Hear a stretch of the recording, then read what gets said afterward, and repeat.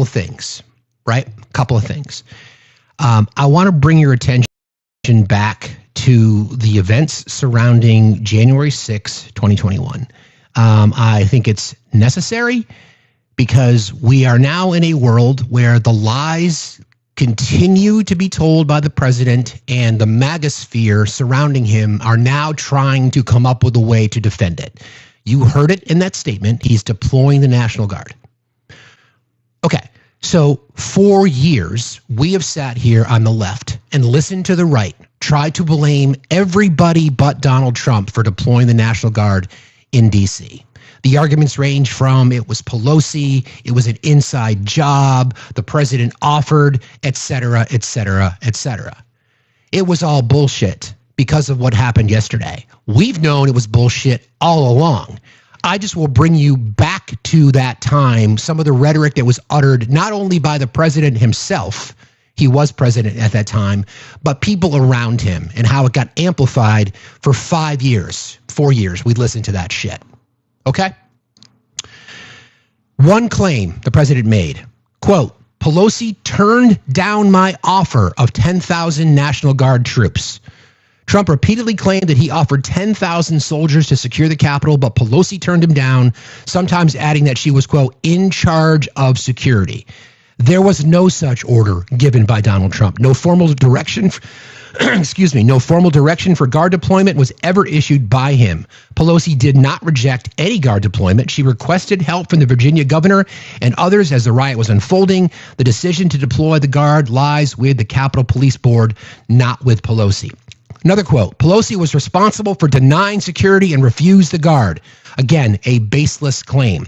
The delay in guard deployment was due to the Department of Defense decision-making, not Pelosi's actions. Pelosi actively tried to secure assistance during the riot. In reality, Capitol Police and the D.C. mayor requested assistance around between 1:49 and 2:10 p.m., and Pelosi reached out to Virginia Governor Ralph Northam for help during the riot. The Department of Defense delayed sending the D.C. National Guard until 4:32 p.m., long after much of the violence had occurred. The Capitol Police Board, not Pelosi, controls decisions about guard deployment. They are responsible for making the request to the DOD, and that never happened.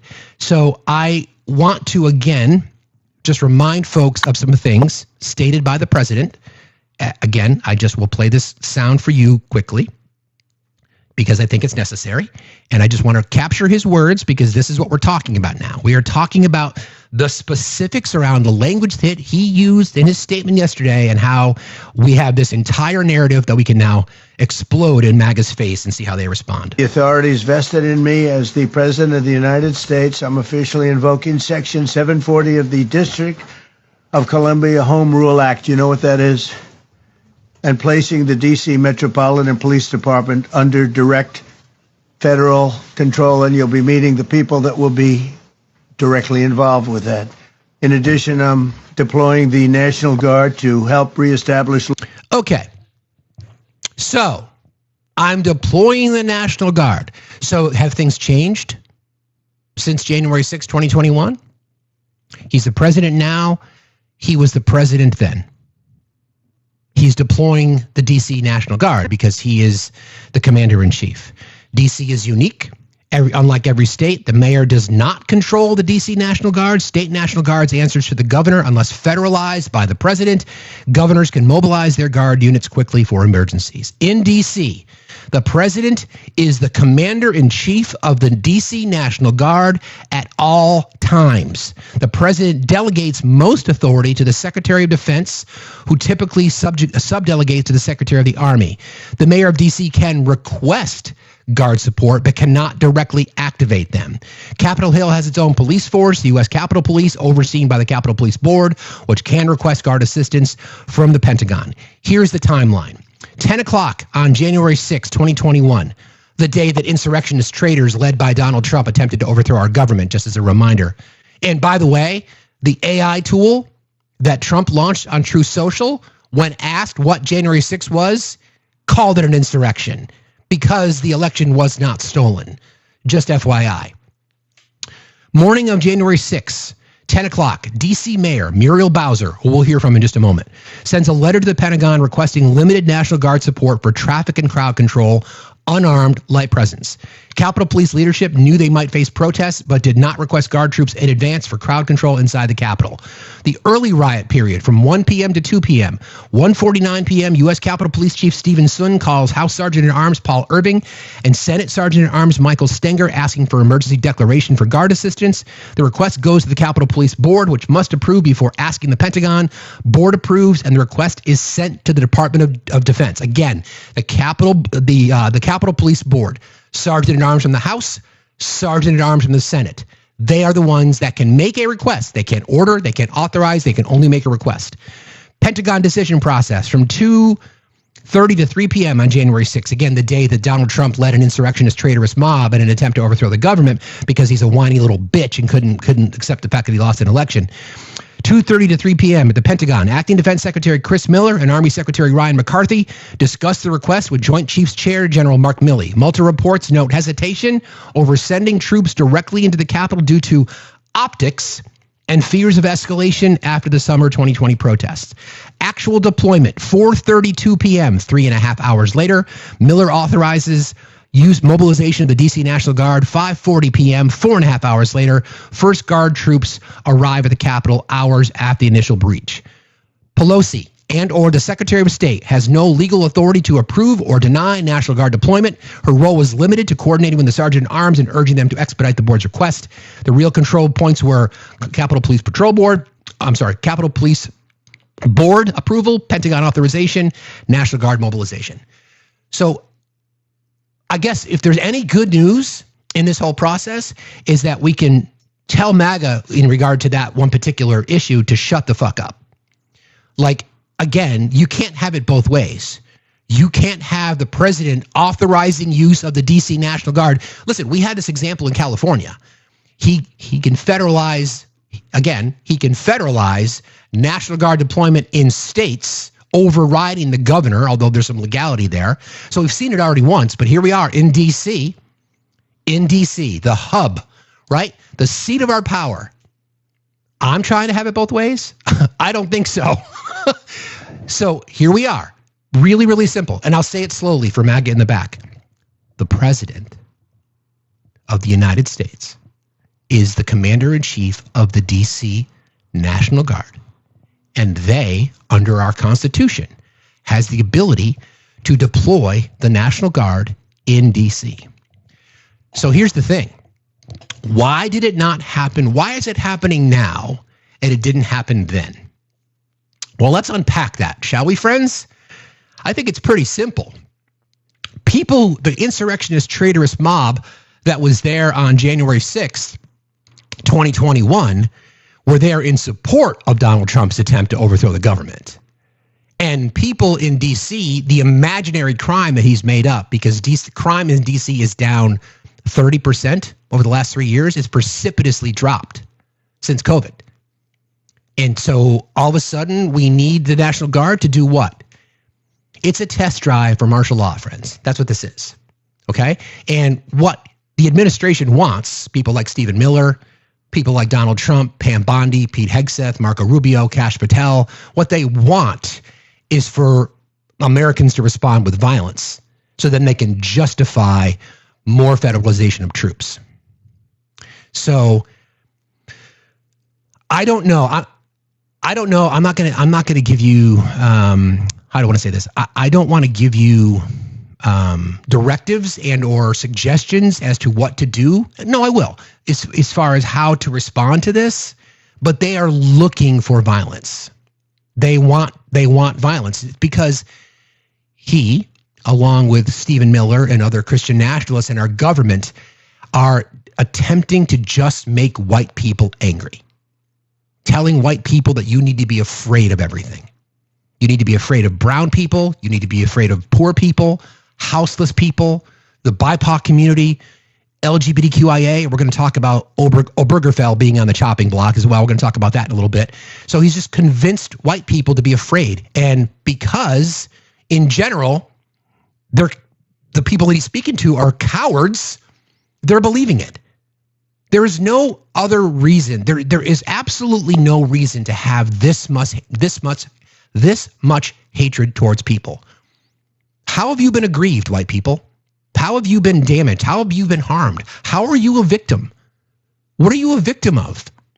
You're a victim of, capitalistic and economic slavery at the hands of rich people like him. That's what you should be afraid of. We've been telling you this every single day. You should be afraid of houseless people.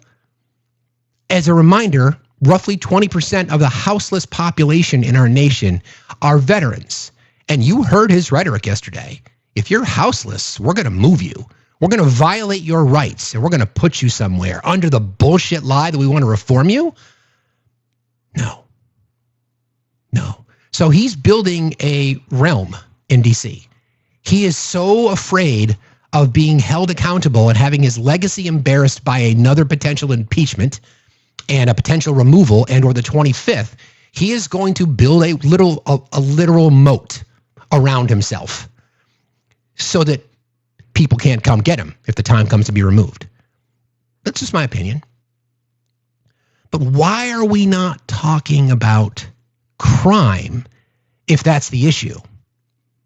How come he only talked about California and New York and Illinois?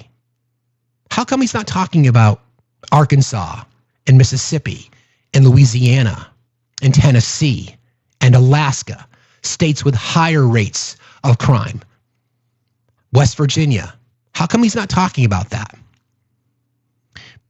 You can draw your own conclusions, but we know a fundamental principle, a fundamental factor that contributes to crime is poverty.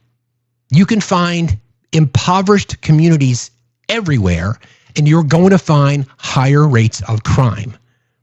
One leads to the other. So when you're talking about DC, you're going to go to areas where there's poverty, and you might see higher rates of crime. But we went through the data yesterday. Every single measurable statistic in regards to crime rates in DC are falling.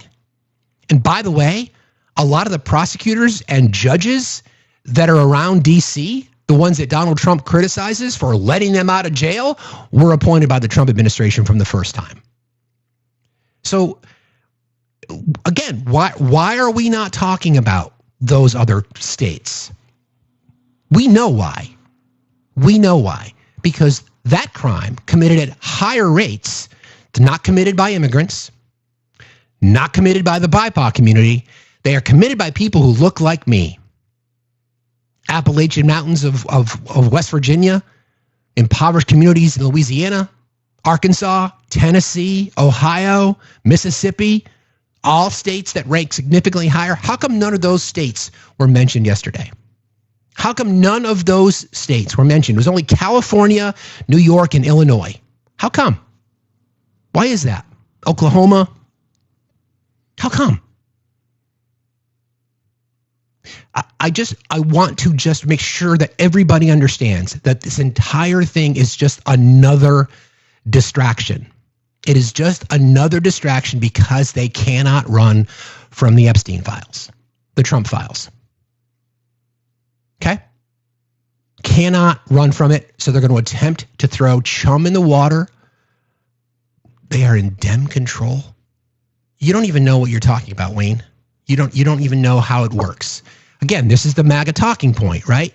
So they now you notice that they don't want to address the January 6th deployment of the National Guard because their lie has been debunked by the debunker and by the liar in chief. So is he lying now or was he lying then? He told you it was Pelosi's fault.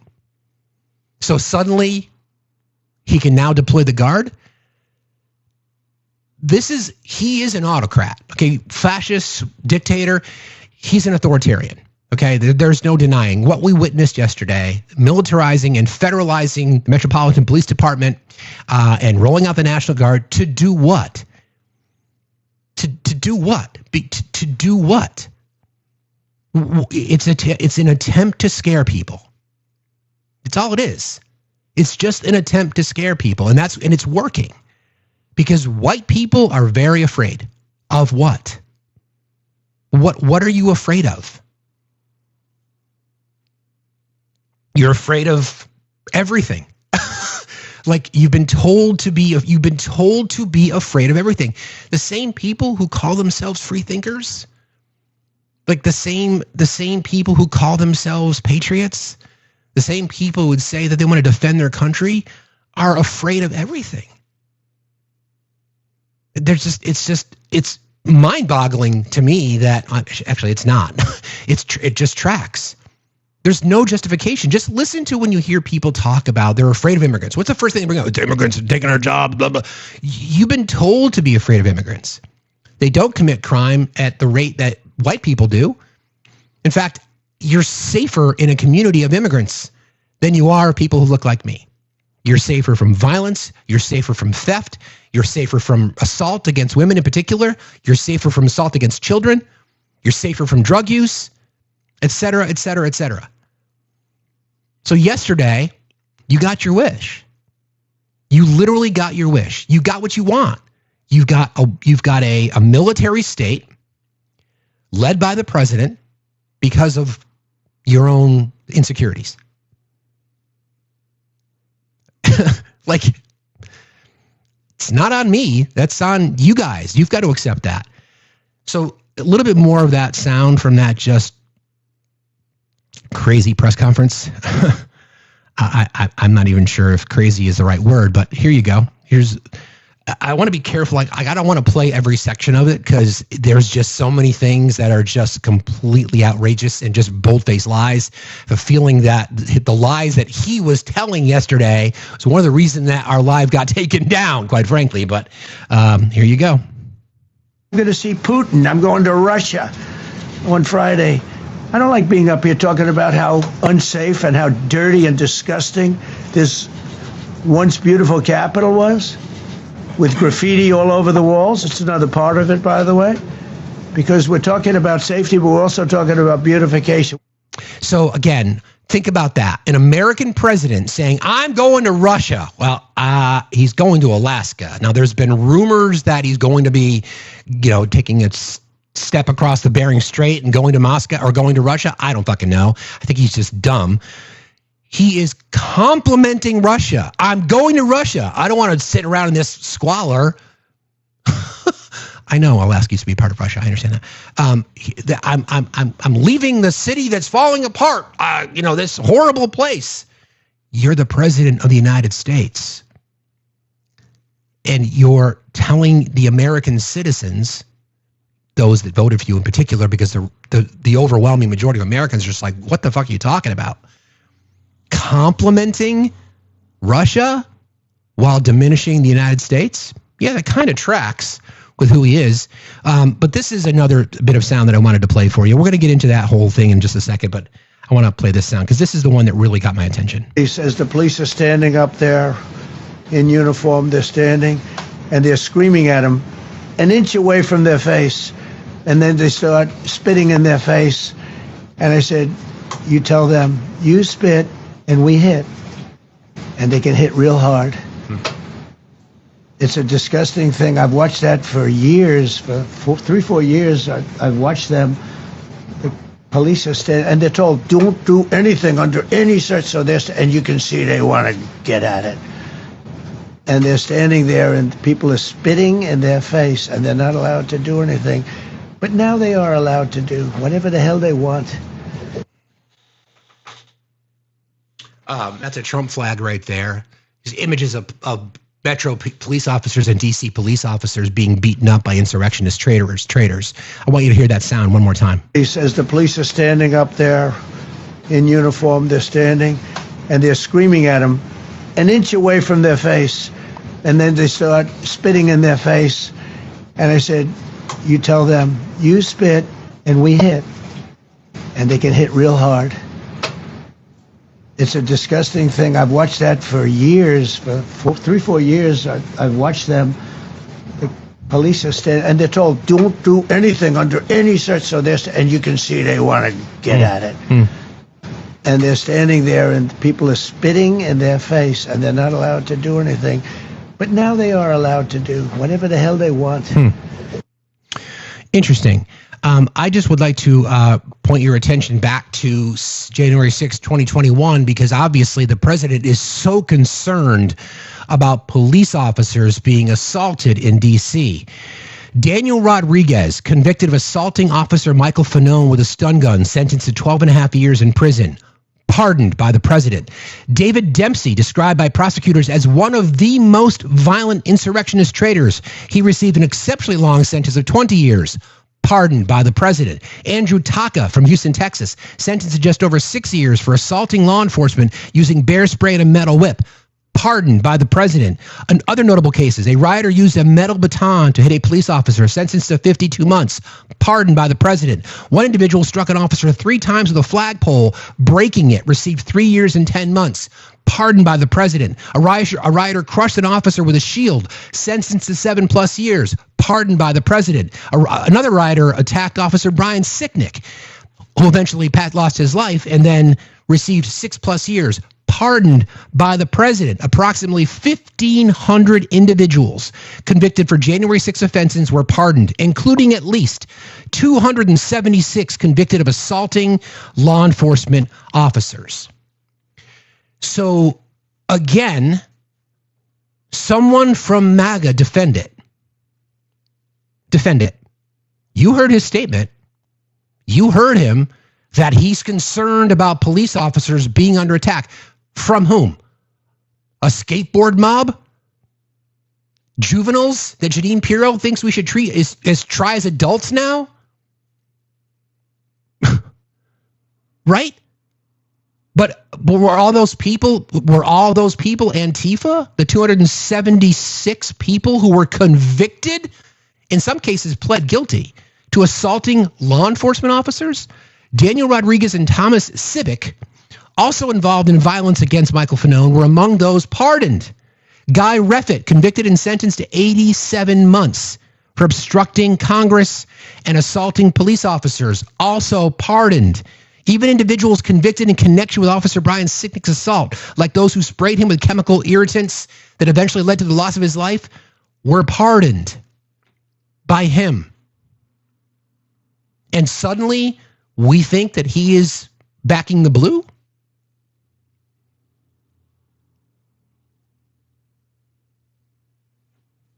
Daniel Rodriguez assaulted Officer Fanone with a stun gun, pardoned.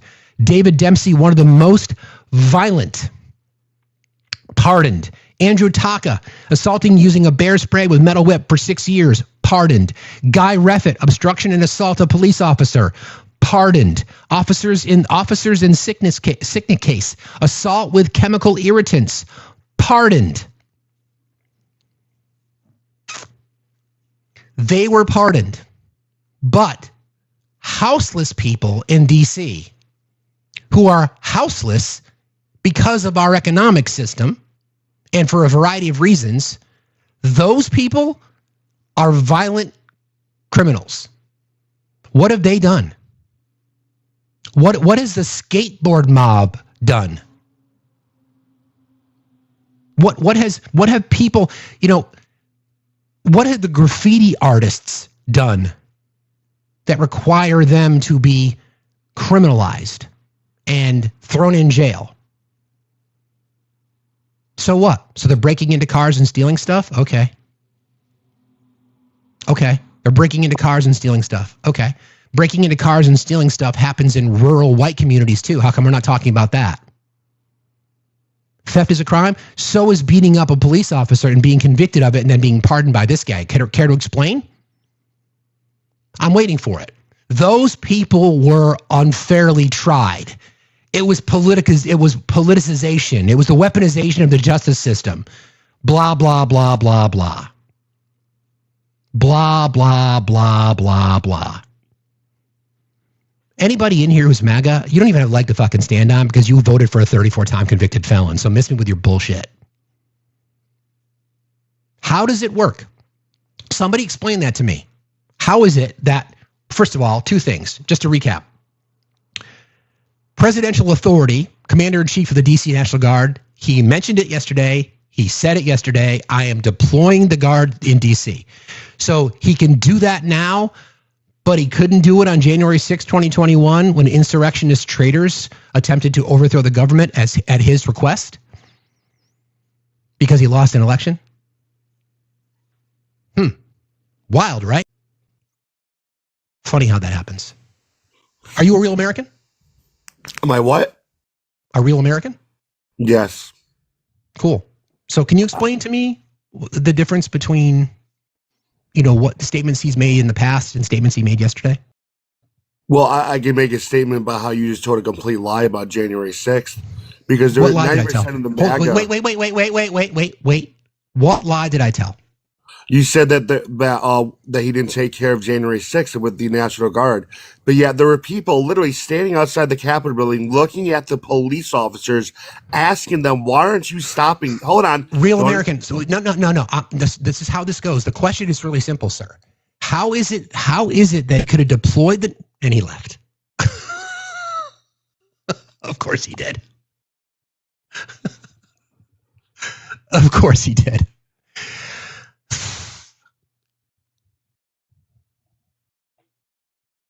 Kathy, are you there? Kathy? I guess not. He's right. Police what? He's right. The police did nothing. That's an interesting talking point. That's not the question, though. The question is, he told you mouth breathers that he did not have the authority to deploy the National Guard on January 6, 2021, but he did it yesterday? So do you want to explain that to me? Do you want to explain it? Of course you don't. You want to explain to me how he comes out publicly and makes a statement that I'm here to defend the police officers who are getting spit on?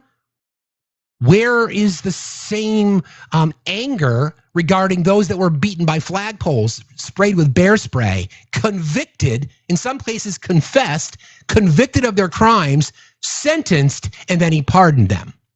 Make that make sense. Make it make sense. It's just a simple question. I'm just asking for I should back up because I'm asking for logic. That's impossible. That's literally impossible. Not one person believes J6 anymore. Yeah, I mean, okay.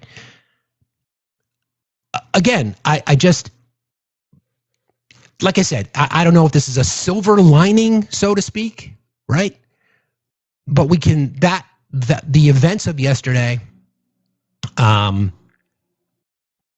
prove, even though the mouth breathers won't believe it, that yes, the president has command authority over the DC National Guard because he deployed the National Guard yesterday. So we know it. Okay? So I do want to make sure that we're, continue to talk about this because obviously it is the news of the day, specifically because he wants to distract people. And that's what's going to have to happen. 000. Good morning. Good morning. How are you doing today, sir? Fine, thank you. What's on your mind? Man, it's real sad. I get what you're saying, and you're speaking facts. He could have had the National Guard on January 6th. He could have had them there on January the 5th. He didn't want them there. Just like here in Los Angeles a month and a half ago when he sent the National Guards in here. He used Los Angeles as a testing point to see how it was going to roll out in D.C. He went to MacArthur Park with the Marines and the Border Patrol and horses, scaring the literally hell out of people. He did that to see just how he was going to twerk it and tweak it to perfect it in D.C. It's all about his ego. He's stroking his ego. And I remember when the first time he came in office, he talking about he was going to have this massive military parade.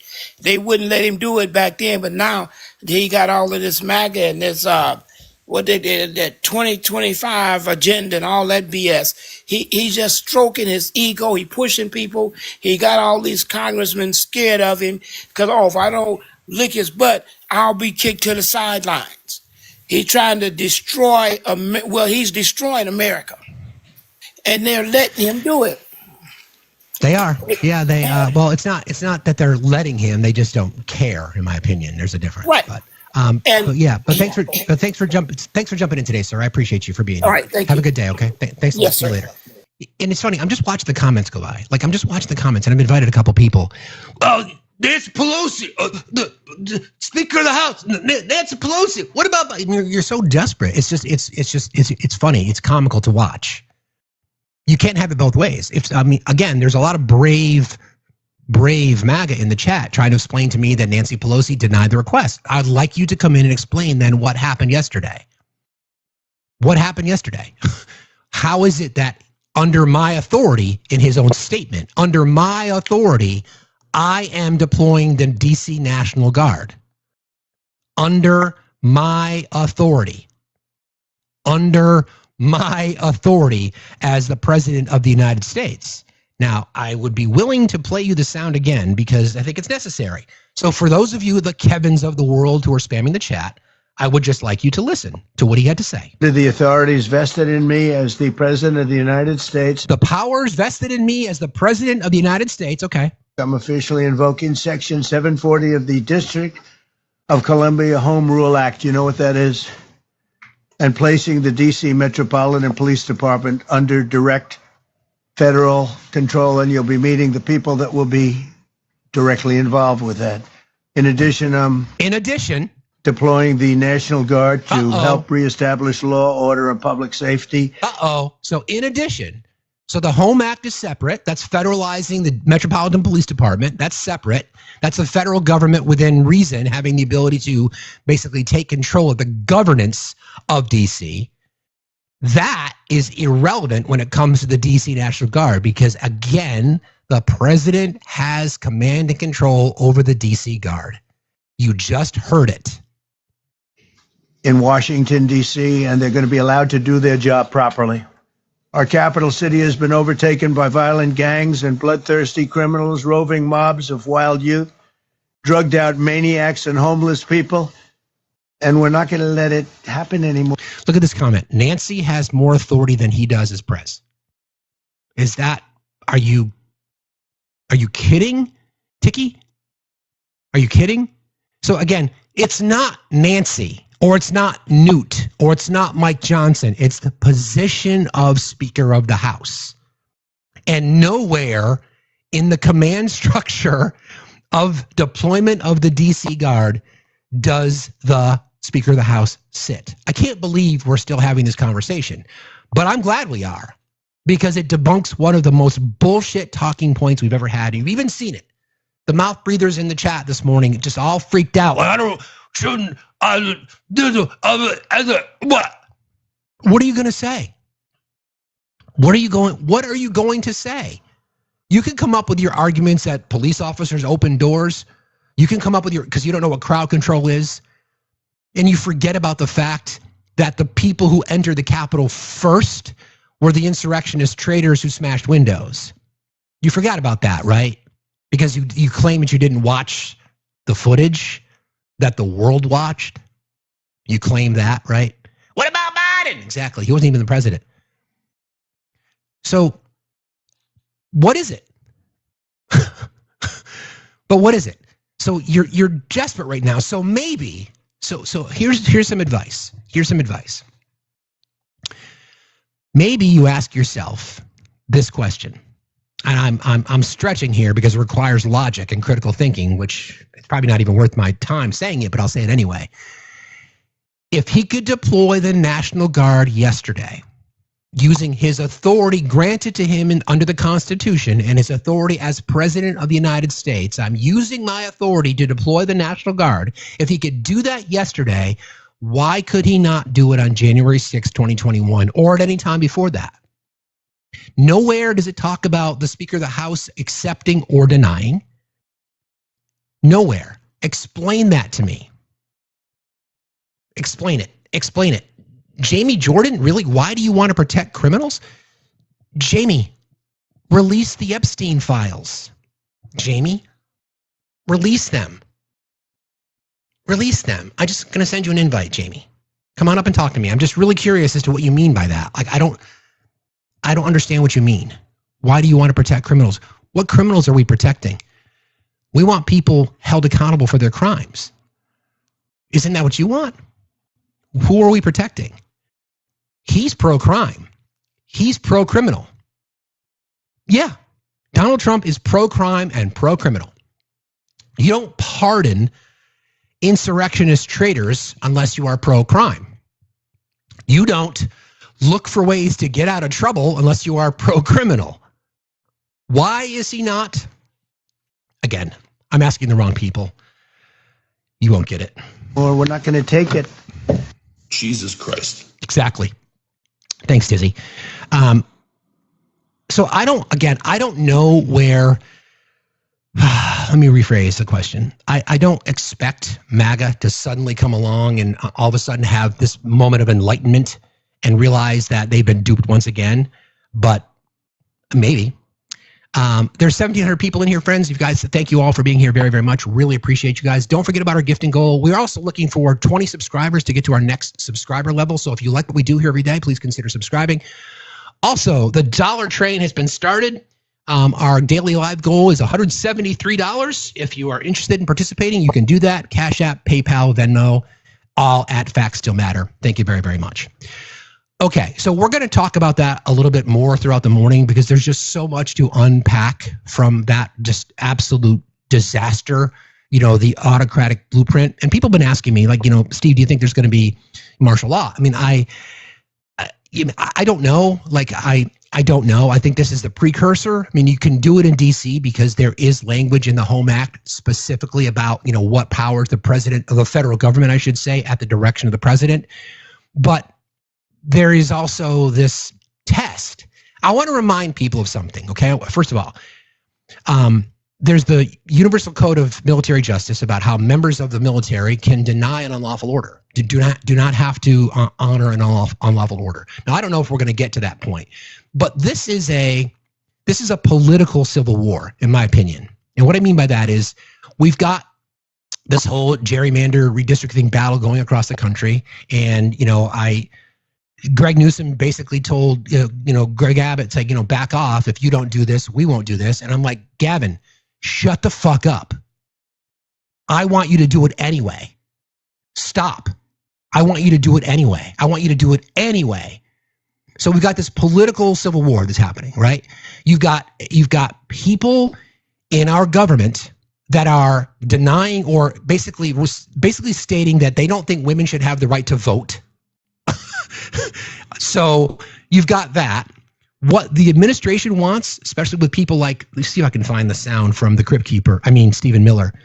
This shit right here. This is the shit. This is this part that should scare all of us. The president has been very clear that he is going to take the action necessary to secure the city of Washington for the people who live here. To secure the city of Washington. Interesting choice of words. To secure it from what? To secure it from what? For all the American people and all who visit here, it's our capital city. It is more violent than Baghdad. It is more violent than parts of Ethiopia, parts of many of the most dangerous places in the world. Interesting that he chose Baghdad and Ethiopia. I wonder if skin color has anything to do with those choices. Probably not, though, right? Probably just a coincidence. It's really shocking if you actually look at the graph that has been shown comparing parts of some of the most dangerous failed states in the world compared to D.C. D.C. is more violent, and so he's going to do what's necessary to make sure our nation's capital is safe for all Americans. Interesting. You said that about the stats and the charts. Well, no. Violent crime rates in the U.S. are down 4.5% overall, including 26% down in D.C. Homicides. Let me bring this down. You can see this. Homicides, robbery, all down. Every single stat. Every single stat connected to crime. Petty crime, theft, auto theft, break-ins, larceny, some of the worst crimes, they're all down. And they've been precipitously dropping since 2022. Okay? Yeah, what are the blatant lies? These are the blatant lies? This is from your Justice Department. I don't know what to tell you. Do not believe it now that they're in charge. So your own Justice Department putting this information out, we have this crime stats. So again, Stephen Miller, what are we talking about here? Can you please explain? The president has been very clear that he's going to take the action necessary to secure the city of Washington for the people who live here. Secure from all what? the American people. take the action necessary to secure the city of Washington for the people who live here. Secured for from what? all the American people and all who visit here. It's our capital city. It is more violent than Baghdad. It is more violent than parts of Ethiopia. It's really shocking if you actually look at the graph that has been shown comparing parts of some of the most dangerous failed states in the world compared to D.C. D.C. is more violent, and so he's going to do what's necessary to make sure our nation's capital is safe for all Americans. MAGA, do you understand that he's just basically, literally just lying to you? I mean, do you understand that? Again, what are you afraid of? What am I lying about? Bushido, can you please come up and talk to me? I just would like to know what I'm lying about. What am I lying about? Should we, again, we're not going to believe the data. So we know that he just recently replaced the fired BLS director from the data department of the labor department, the labor office, with a Trump loyalist who's one of the co-authors of Project 2025. That's the person now that's going to be responsible for putting out our data. The story is interesting. Let me just read you the quote. This is interesting. So Trump taps heritage economist to lead BLS. President Trump said Monday that he will nominate Heritage Foundation economist E.J. Antony as the next commissioner of the embattled Bureau of Labor Statistics. Ladies and gentlemen, here's the quote that I want you to remember. Quote, "Our economy is booming, and E.J. will ensure that the numbers released are honest and accurate. I know EJ, and he'll do an incredible job in this new role. Again, our economy is booming, which it's not, and EJ will ensure that the numbers released are honest in all caps and accurate in all caps." Okay. So we're just expected to believe that. Don't forget, he praised Erica McIntyre for back in February when there was a jobs report out. He criticized her for cooking the book, so to speak, in support of the Biden-Harris campaign when we found out actually that 818,000 jobs were removed from the report 3 weeks after Kamala Harris declared her candidacy. If she did anybody a favor, it was him. So now we're just supposed to believe, we're not supposed to believe the DC crime statistics because they're dropping, but we're suddenly supposed to believe the data from The Economist, who was part of the Heritage Foundation's Project 2025. And again, the quote is, "He will ensure that the numbers released are honest and accurate." Okay. It's good to know. I just want to make sure that we're all on the same page, that fascists and anarchists are now running our country. Good to know. Thank you, Luke. Luke, thank you so much for your $25 in Venmo. Thank you so much, Luke. I appreciate you. Dana, thank you, sweetheart. Appreciate you. Heather, thank you very, very much. I appreciate you very, very much. You guys are amazing. Also, let me check over here. RC, never saw your show before, but I like it. Thank you, RC. I appreciate you very much. Let me do this. We're banging this out today, guys. Once again, this is the world that we live in now, that we're expected to only believe, well, we aren't, but his followers are only expected to believe what he tells you. He's going to tell you that crime is running rampant in DC. It's not. He's going to tell you that the data that you got from a source that he once believed that you can no longer believe because it works against him. You can't trust that information, but you can trust the new data, the new numbers, right? He's going to tell you that Nancy Pelosi, again, what's the quote? I want to make sure I have it correct. Just want to make sure I have it correct. This was the quote he made. He said, "Pelosi turned down my offer of 10,000 National Guard troops. No, there was no such order given, including by people in his own team. There was no such order given." He also said, "Pelosi was responsible for denying security and refused the Guard." Again, no. Just no. I'm not going to debate it with you. I'm not going to go back and forth with you. I'm just going to tell you that you're just wrong again, and you've allowed yourself to believe it. So here we are. Fast forward 4 years, crazy. Fast forward 4 years, again, using his presidential authority to deploy the National Guard. So where's the Speaker of the House? How come we didn't hear from Mike Johnson? If the Speaker of this House has to accept and or deny, where is he? Are you just going to come up and you're going to make that up? I guarantee it's what's going to happen. You're going to start to see MAGA people, oh, Mike Johnson approved it. Okay, where's that statement? Oh, it doesn't matter, he said it. Okay, good to know. I'm really, really happy that we're in this place now where we can live in the bizarro world and have it be the truth. Do you not care? Do you not care? Do you just not care? If that's the case, then just say it. Because you can't sit here and say that Donald Trump is looking out for law enforcement when he pardoned 1,500 people, insurrectionists, traitorous rioters who attempted to overthrow the government at his direction, including 277 who assaulted police officers with flagpoles, with whips, with bear spray, with fire extinguishers. And we're supposed to believe that he's looking out for law enforcement?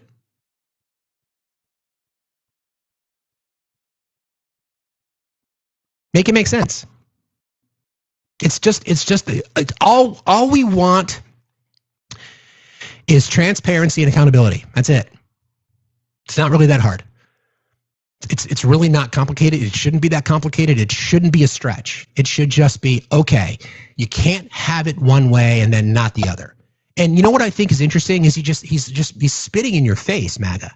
Talk about spitting in the face. He's literally spitting in yours. I told you, Sims, for 4 years that Nancy Pelosi is responsible for the DC Guard, and you fucking believed it. Holy shit. So now I'm just going to do it, and I'm going to let you kind of run with your own conspiracy theories. It's crazy. He's just mocking you, like right to your face, but you don't seem to care. I don't know what to tell you. All right, hang on one second.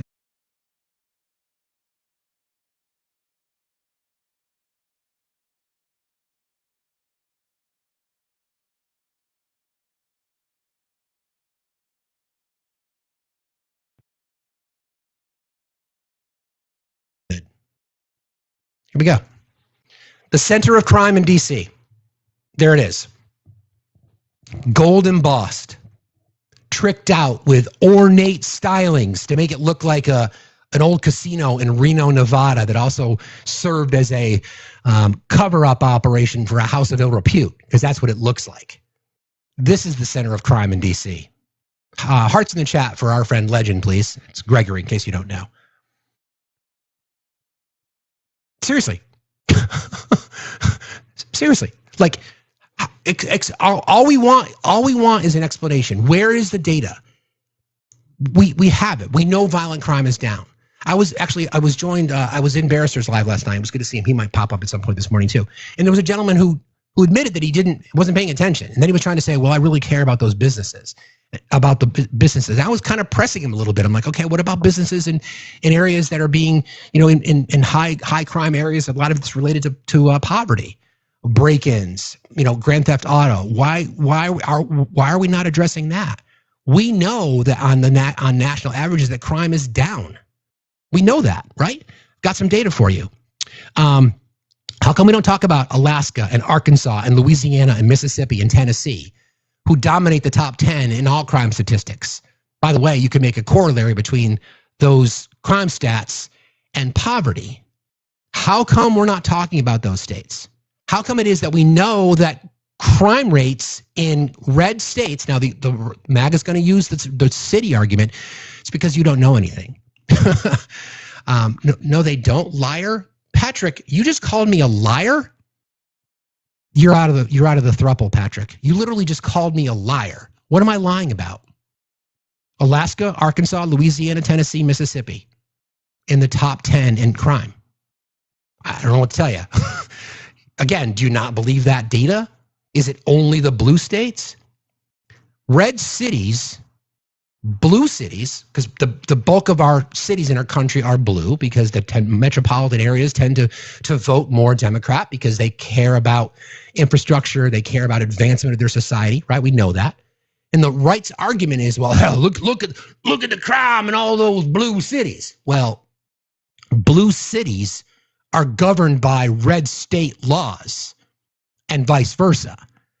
So you can't have a city law that contradicts a state law, which is why states with the lowest or the easiest or the softest restrictions on firearm violence are the ones that have, shocker, the higher incidences of firearm violence. And the right's dog whistle that they like to use Chicago, just like the president did yesterday, is to say, what about Chicago? Not even in the top 20. How come you don't talk about St. Louis, Missouri? Oh, Blue City. No, it's in Missouri. How come you don't talk about Nashville? Oh, Blue City, red state. How come you don't talk about that? How come you don't talk about crime in impoverished communities? How come you don't have that discussion? What are you afraid of? I'm seriously, like, what are you afraid of? Why are you unwilling to talk about it? If you want to address crime, then how about we address it at the root source, which is poverty? Not the only factor, but a major factor. And again, I want to make sure that I'm very, very, very clear about this. The president pardoned 1,500 insurrectionist, riotous traitors. Some just got swept up in it. I can acknowledge that. Some were just trespassing. I have no problem with that. But 277 of those that were pardoned were convicted of crimes, including assaulting police officers, and we've pardoned them. And many of them, in fact, have ended up back in jail. And in fact, some of them have been convicted again for crimes against children. But houseless people in DC are the threat.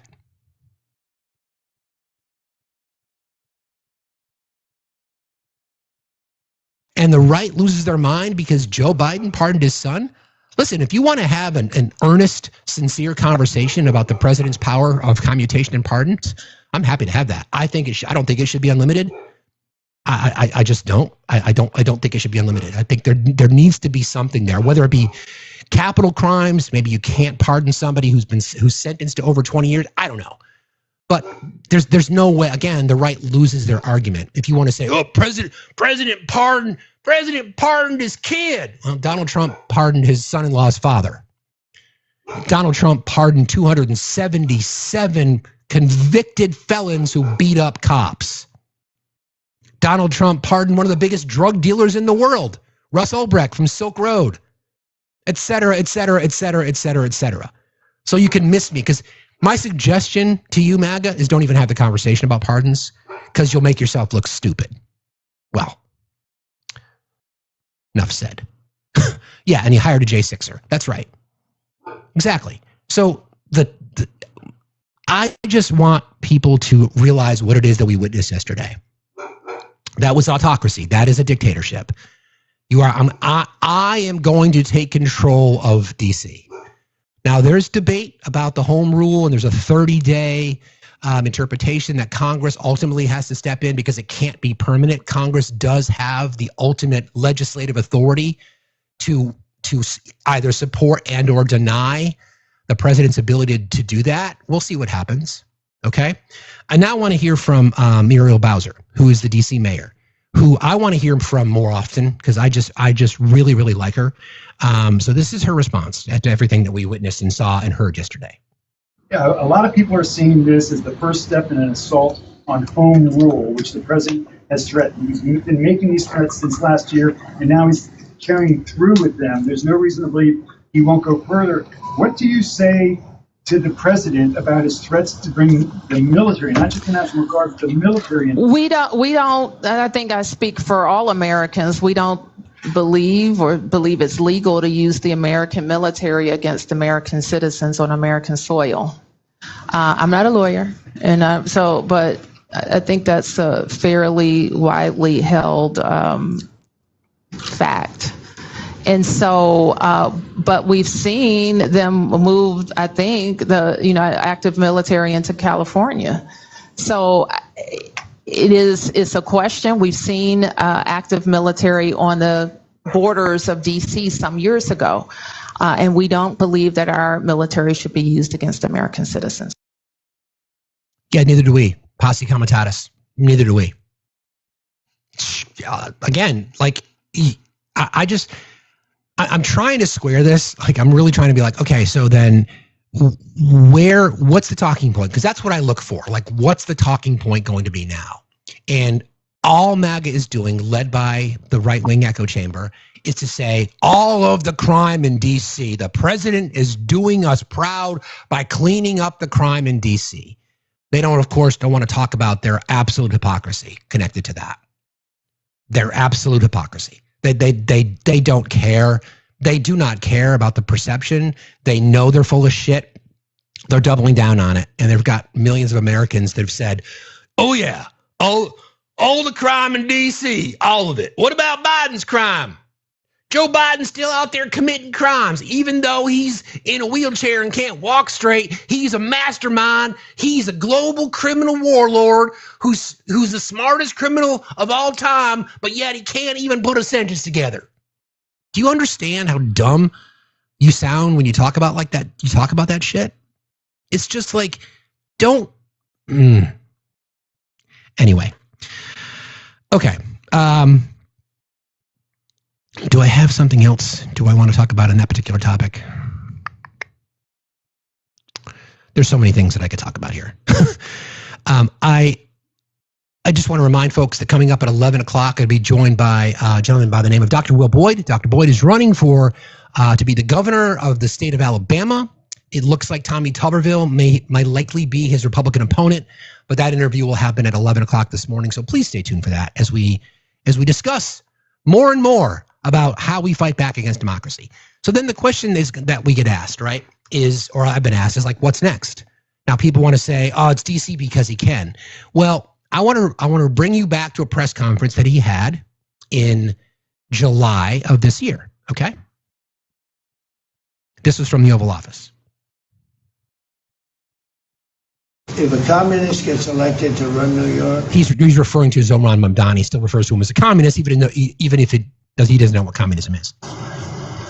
It can never be the same. But we have tremendous power at the White House to run places when we have to. We have a lot of crooked things going on in New York. We're going to straighten out New York. Maybe we're going to have to straighten it out from Washington. And that is called fascism. Exactly. So DC, the test drive, we have lots of power as a federal government to come in and do what we want in DC.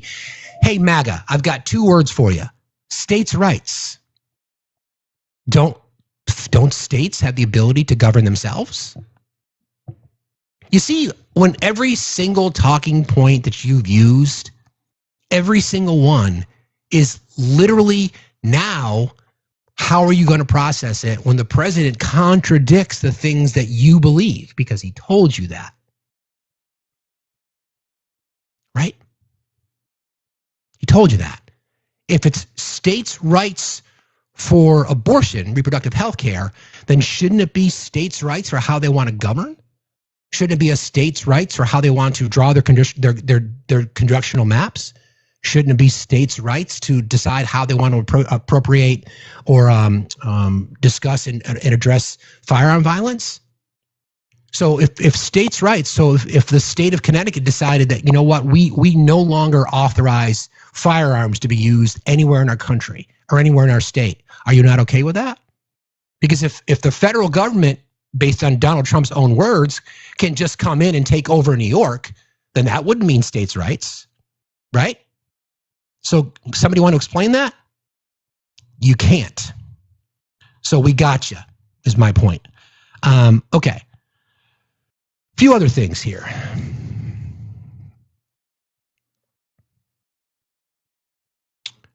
Did I play that one? I did. All right. I don't want to forget, as I mentioned to start the show, and again, friends, if you want to support the channel, you can do so. Cash App, Venmo, PayPal, they're all at Factsstillmatter. Again, working towards, see if we can bang this out today. And don't forget about our gifting goal. And please consider subscribing. We are 18 subscribers away from our next level. If we can hit that number and maintain that number, we'll do another giveaway coming up this Friday. I also want to remind you of a special show we're going to be doing. We're going to be talking about the manosphere on Friday. We're going to be talking about the why men just continue to just be an embarrassment, quite frankly, and why it is that we need to do better and how we address this, because it is all men until it's no men. We'll be having that conversation on Friday with a special guest, and I won't tell you now. You'll have to wait. You'll have to tune in on Friday. We'll have that conversation, though. All right. Moving on. Everybody keep tapping and sharing, please. Michelle, how are you? Please, listen, please. I am from Syria. Please. Friends, I need help from me, please. Hold on, friend. Friend, if you guys could just, throw a few points, I'd really appreciate that. If you guys can throw, please, brother, please. I just can't, my guy. I'm sorry. I try. I just can't do it. There's been so many questions about that, and my empath heart breaks, but I just can't do it. Okay. I do want to remind everyone, as we started the show today, that everything that we're seeing, this trip to fucking Moscow, to basically to do what? To offer Vladimir Putin half of Ukraine, that all this is a distraction. So I'm going to bring up some names of some people who were victimized by Jeffrey Epstein and Donald Trump in the past, including Maria Bilodeau. Now, I remember this story because she was a Miss Vermont Teen USA. Quote, at age 18, I remember putting on my dress really quickly because I was like, oh my God, there's a man in here. The former Vermont Miss Teen and other unnamed accusers alleged Trump walked into the dressing room unannounced while teen beauty queens aged 15 to 19 were naked. Temple Taggart, age 21, quote, he kissed me directly on the lips. I thought, oh my God, gross. He was married to Marla Maples at the time. The former Miss Utah alleged Trump forcibly kissed her on the mouth on 2 occasions, including the first time she met him. Trump also kissed her on the mouth during a meeting at Trump Tower, she claimed, where he recommended that she lie about her age to advance her career. Okay. Kathy Heller, age 44. He took at the time, she's 44 now. He took my hand, grabbed me, and went for the lips. Heller alleges Trump forcibly kissed her on the lips in public at a Mother's Day brunch at Mar-a-Lago when she said she met Trump and immediately kissed her on the lips, fighting her when she pulled away. He was pissed. He couldn't believe a woman would pass up the opportunity, she said. Okay. Amy Doris, quote, he just shoved his tongue down my throat and I was pushing him off. And then that's when his grip became tighter and his hands were very gropey and all over my butt, my breasts, my back, up my skirt, everything. I was in his grip and I couldn't get out of it. The former model accused Trump of SAing her at the U.S. Open tennis tournament, accosting her outside the bathroom in his VIP box at the event in New York on September 5th, 1997. She spoke to The Guardian in 2020 from her home in Florida and provided evidence to support her account, including corroborations, her tickets to the U.S. Open, and photos of her sitting next to Trump at the Open. He was 51 at the time and married to his second wife, Marla Maples. And one more for today, Karina Virginia, age 27, quote, then his hands touched the right side of my breast. I was in shock. Virginia alleges Trump grabbed her arm and touched her breast, according to reports.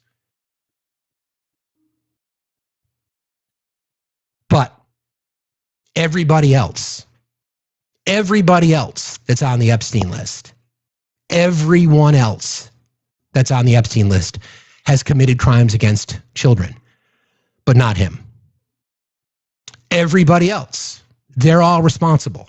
Everyone else. And again, I just want to remind folks once again that houseless people in DC are now considered criminals. Skateboard gangs, 13 and 14-year-old kids who are doing stupid, dumb shit, breaking into cars. They should be held accountable. But they are the root of the demise of America, and yet Ghislaine Maxwell is likely pardoned. Violent insurrectionist traitors have been pardoned. Ghislaine Maxwell sent to a fucking country club. But nothing to see here, right? Okay. Just want to make sure I understand where we're at. Life with Morgan, how are you today? I'm doing good. I just wanted to bring up the fact. Notice how nothing's ever Trump's fault. He's always innocent of this. He never did this. He's the best at everything. And MAGA just eats that up.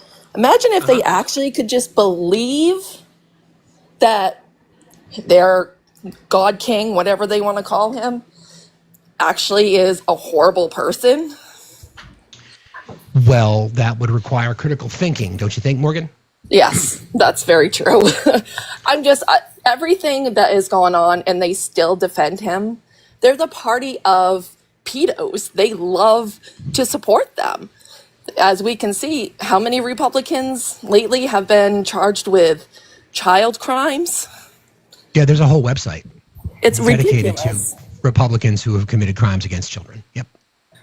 But I just wanted to come up and just kind of say that. And thank you for everything you do. I watch you almost every day and I support you and love your content. I appreciate you very much. Thanks for saying that. Have a good day. Be safe out there. You too. So once again, so we've got, you know, all these women who've come out credibly accused. Of course, we know the situation with E. Jean Carroll. We certainly know what the jury ruled in that case. We know that the language of their testimony, that he deliberately and forcibly penetrated her with his fingers.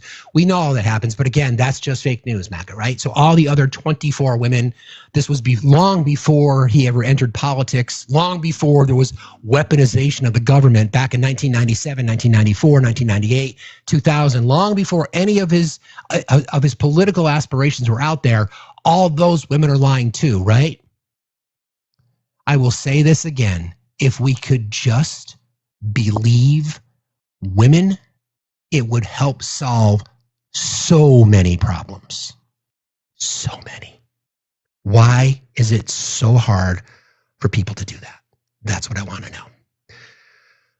Okay. Everybody keep tapping and sharing, please. Appreciate you very much. Good morning, Mojo. How are you today?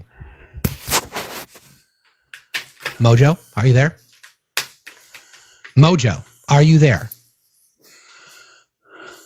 Okay, I can hear the mouth breathing. Thanks, though.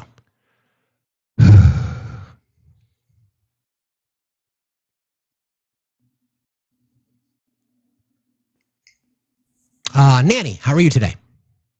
I'm good, thank you. How are you doing? Fine, thank you. What's on your mind?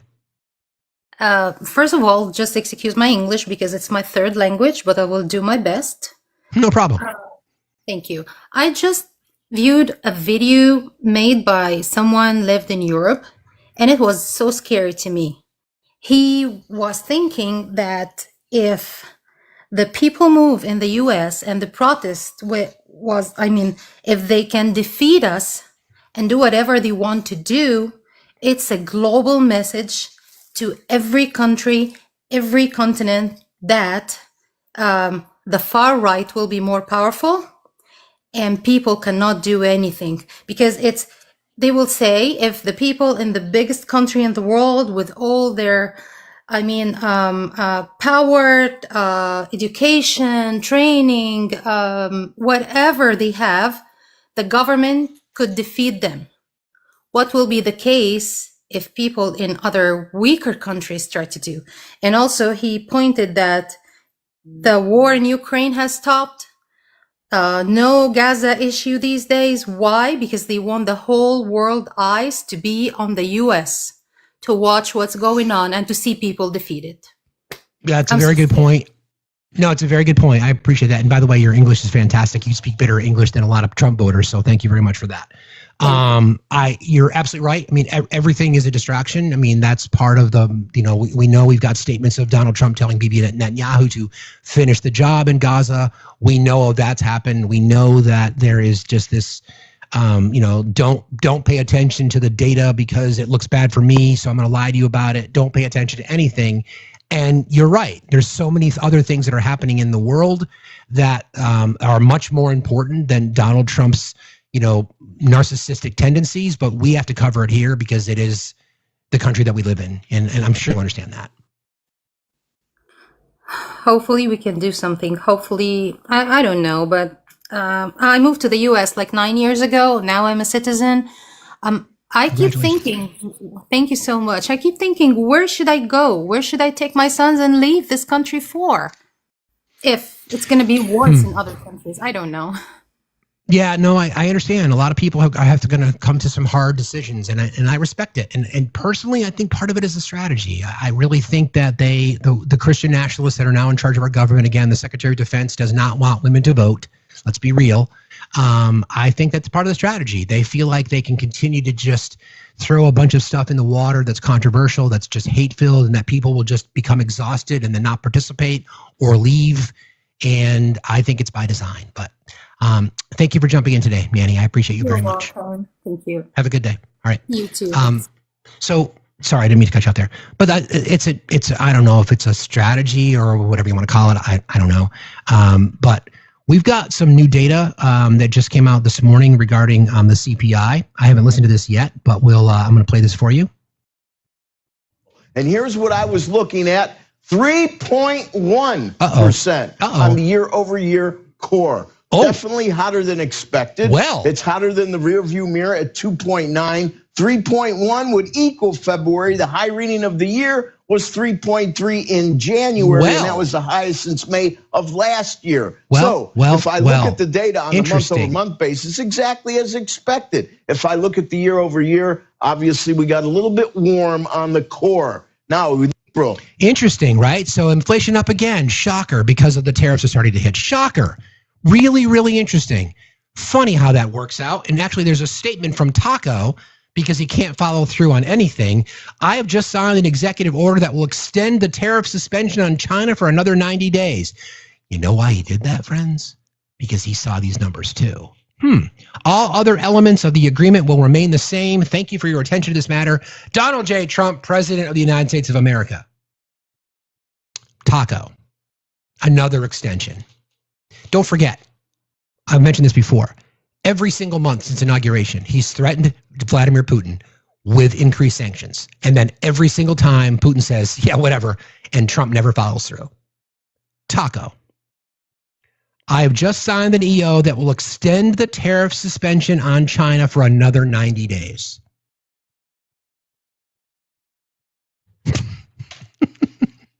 Gas prices up, food prices up, beef is at the highest point it's been in like 15 years. Inflation across the board, 3.1%. So where's the winning? I'm waiting. When do we get the winning? When does it happen? How long do we have to wait? I'm just curious. Blacklight, how are you today? Hey, how you doing, my fellow? Good to see you this morning. Thank you, sir. What's on your mind? Oh, not much. You're looking well. Thank you. Okay. What's on my mind is basically what you were saying. We're not winning nowhere, no how, no way. I mean, our projections showing that we're barely holding down inflation. Food prices are up, gas prices are up, as you were saying, and he's doing a bunch of stuff just to keep people from talking about the Epstein list. That's what he's doing. So, you know, he's not a smart president whatsoever, period. And I just don't see where we're going to go from here, because he's doing so much stuff, it's going to be hard to reverse it. Whenever we get somebody in office who's intelligent, it's going to be hard to reverse a lot of this stuff, because it's going to take years. And I'm pretty sure as soon as we get somebody different in office, all his president, what do you call it when he just signs stuff? They call it executive orders. Yeah, his executive orders are gonna go away, and then we're gonna see how bad this country is at this point. So. Yeah, well, you can't govern by executive orders, and it's really, really funny is that he criticized Obama for using executive orders, and Trump used more in his first presidency than Obama used in 8 years. So just as a reminder. Yeah.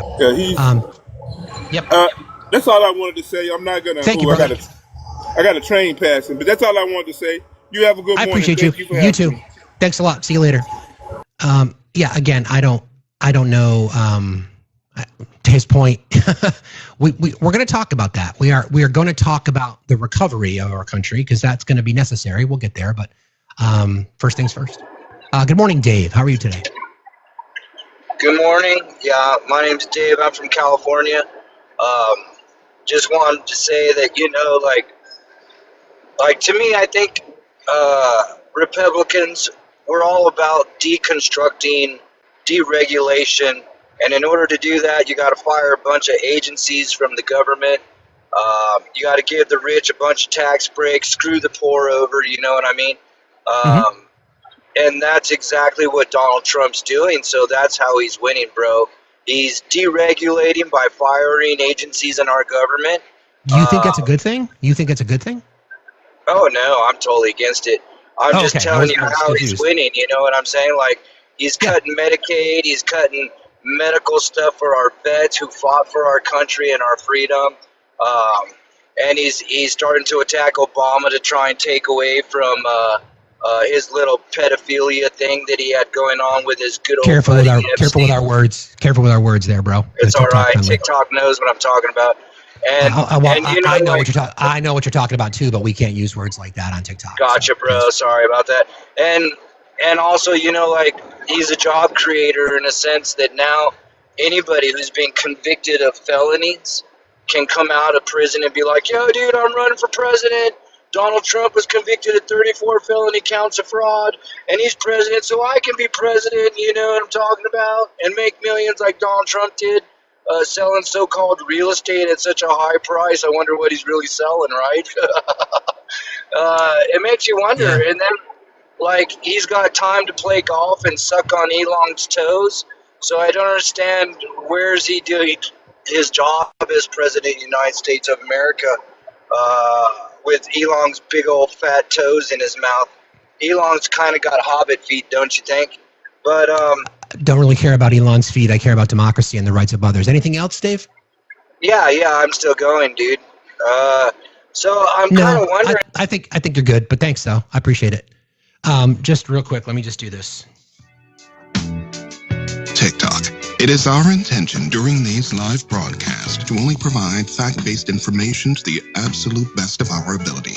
We strive to never spread misinformation or to platform those that do. Opinions of our guests or commenters are theirs and theirs alone and do not reflect those of the host.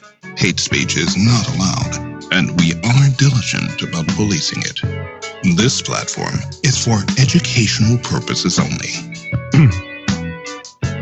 We now return you to our regularly scheduled pandemonium, already in progress. Thank you, Shannon. Shannon says, thanks for being with us every morning and making me feel less crazy. Thank you, Shannon. I appreciate that. And Jennifer says, for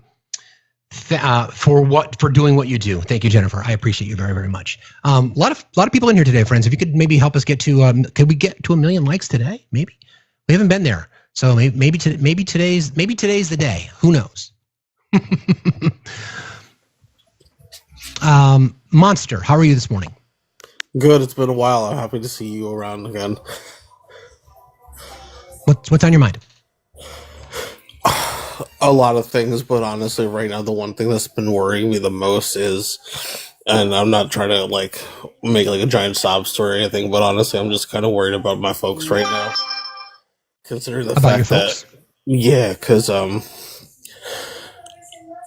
it's so like I'm in Jersey, so like the property tax and everything is already so high already, and with groceries and everything going up still, and my dad was forced to retire, and it's like I have to see him every day, worried about how we're gonna make the end of the month. And I'm helping, and since he's not working anymore, my mom's not working, I'm the only one working, so I'm helping out as much as I can, but between the stuff that I gotta deal with myself and trying to help out with the house and everything, it's just kind of difficult, and sorry, just I don't know how blatantly he can get away with this stuff, and just, you know, people are suffering, and I gotta see it firsthand, and it sucks, because you feel like you're doing everything right, and it's still not enough. And then you have people over here touting about, oh, everything's great, everything's fine, and it's really not. So, yeah, I'm not trying to get emotional. I'm sorry about that, but no, you don't need to apologize. It's hard, man. Please don't apologize. I get it. This is what we're talking about here. How there's just no lack of empathy. People on the right who are the ones, oftentimes people on the right who voted for this are the ones that are going to feel the effects of this kind of stuff the hardest. But yet, as long as brown people can get punished, they're fine with it. Yeah, that's That's another thing too, because like my family's Puerto Rican and everything, and I mean we have every color under the freaking sun, but I just happen to be the one with a little bit more melanin, so now I get a little bit more nervous when. Sure, I get that. I get that. Like, and before, like I didn't have to, but like it was one of those things where like it's, and I'm not gonna lie, I was kind of ignorant about it. Like, oh no, it can't happen to me. It can't happen over here, and it is, and it's becoming more real, and I don't know what to do at this point. Oh, it just sucks. Yeah, we got to keep fighting. We can't. I mean, part of what they want to do here is just demoralize folks so much where people just give up, and then we basically just allow the tanks to come rolling down Main Street. We can't. We can't. No. I would just caution people. Don't forget, if they are looking for violence, they want people to respond with violence so they can justify their hatred. They want people to. People have been talking about this, about the American version of Tiananmen Square in D.C. I don't know. I mean, I think you can make a historical comparison to say, is that what it's going to take? Is it going to take a famous picture where someone goes out and stands in front of a police convoy in D.C. and we make this moment? Don't forget, those things led to a lot of reform in China. So I don't know, but Monster, thanks for jumping in today. I appreciate you. Just keep the faith, keep fighting, okay? I'm sorry. Thank you very much. I appreciate you for everything you're doing. You got it. I appreciate it. See you later. Have a good day. I'm not gonna sit here and just tell you guys what to do. I tell you every single day when we sign off, just do something. The last words that I say every day are do something, and that's what I mean by that. What is that something? That's for you to determine. But they are the ones, the crime center in D.C., they're the ones that are perpetuating this. There's no, how do I want to say this? There's no reason for us as a citizenry to be divided as we are, okay? And let me qualify what I'm trying to say here. We know that racism exists and always has. We know that bigotry, transphobia, homophobia, et cetera, ableism, we know that all those things have existed, okay? It's amplified now because of the Trump administration and because of Christian nationalist rhetoric. It's amplified by design. Don't forget, fascists, autocrats want the citizens fighting with each other while they're ripping you off. There is no reason for this level of animus to exist between the right and the left. There's none. It is by design. They want people to hate each other so that they can rip all of us off. The difference is that people on the left have been seeing it for a lot longer than people on the right. If you want to be hateful towards someone, if you want to hate someone, then hate corporate capitalists. Hate the billionaire class. They're the ones that are ripping you off. They're the ones that are creating this. And the gold embossed White House is enriching itself. And I think it's hilarious. That President Trump, he goes public and says, I donated my presidential salary. For what? His golf outings alone have cost like 500 years of presidential salary. So I just want people to understand what is happening. And in particular, what's really, really amazing to me is that there are libertarians who support Donald Trump. Think about it. Like there's literally libertarians who support Trump, and a lot of them, right? Which is completely counter to anything that I've ever read, studied, and learned about libertarianism.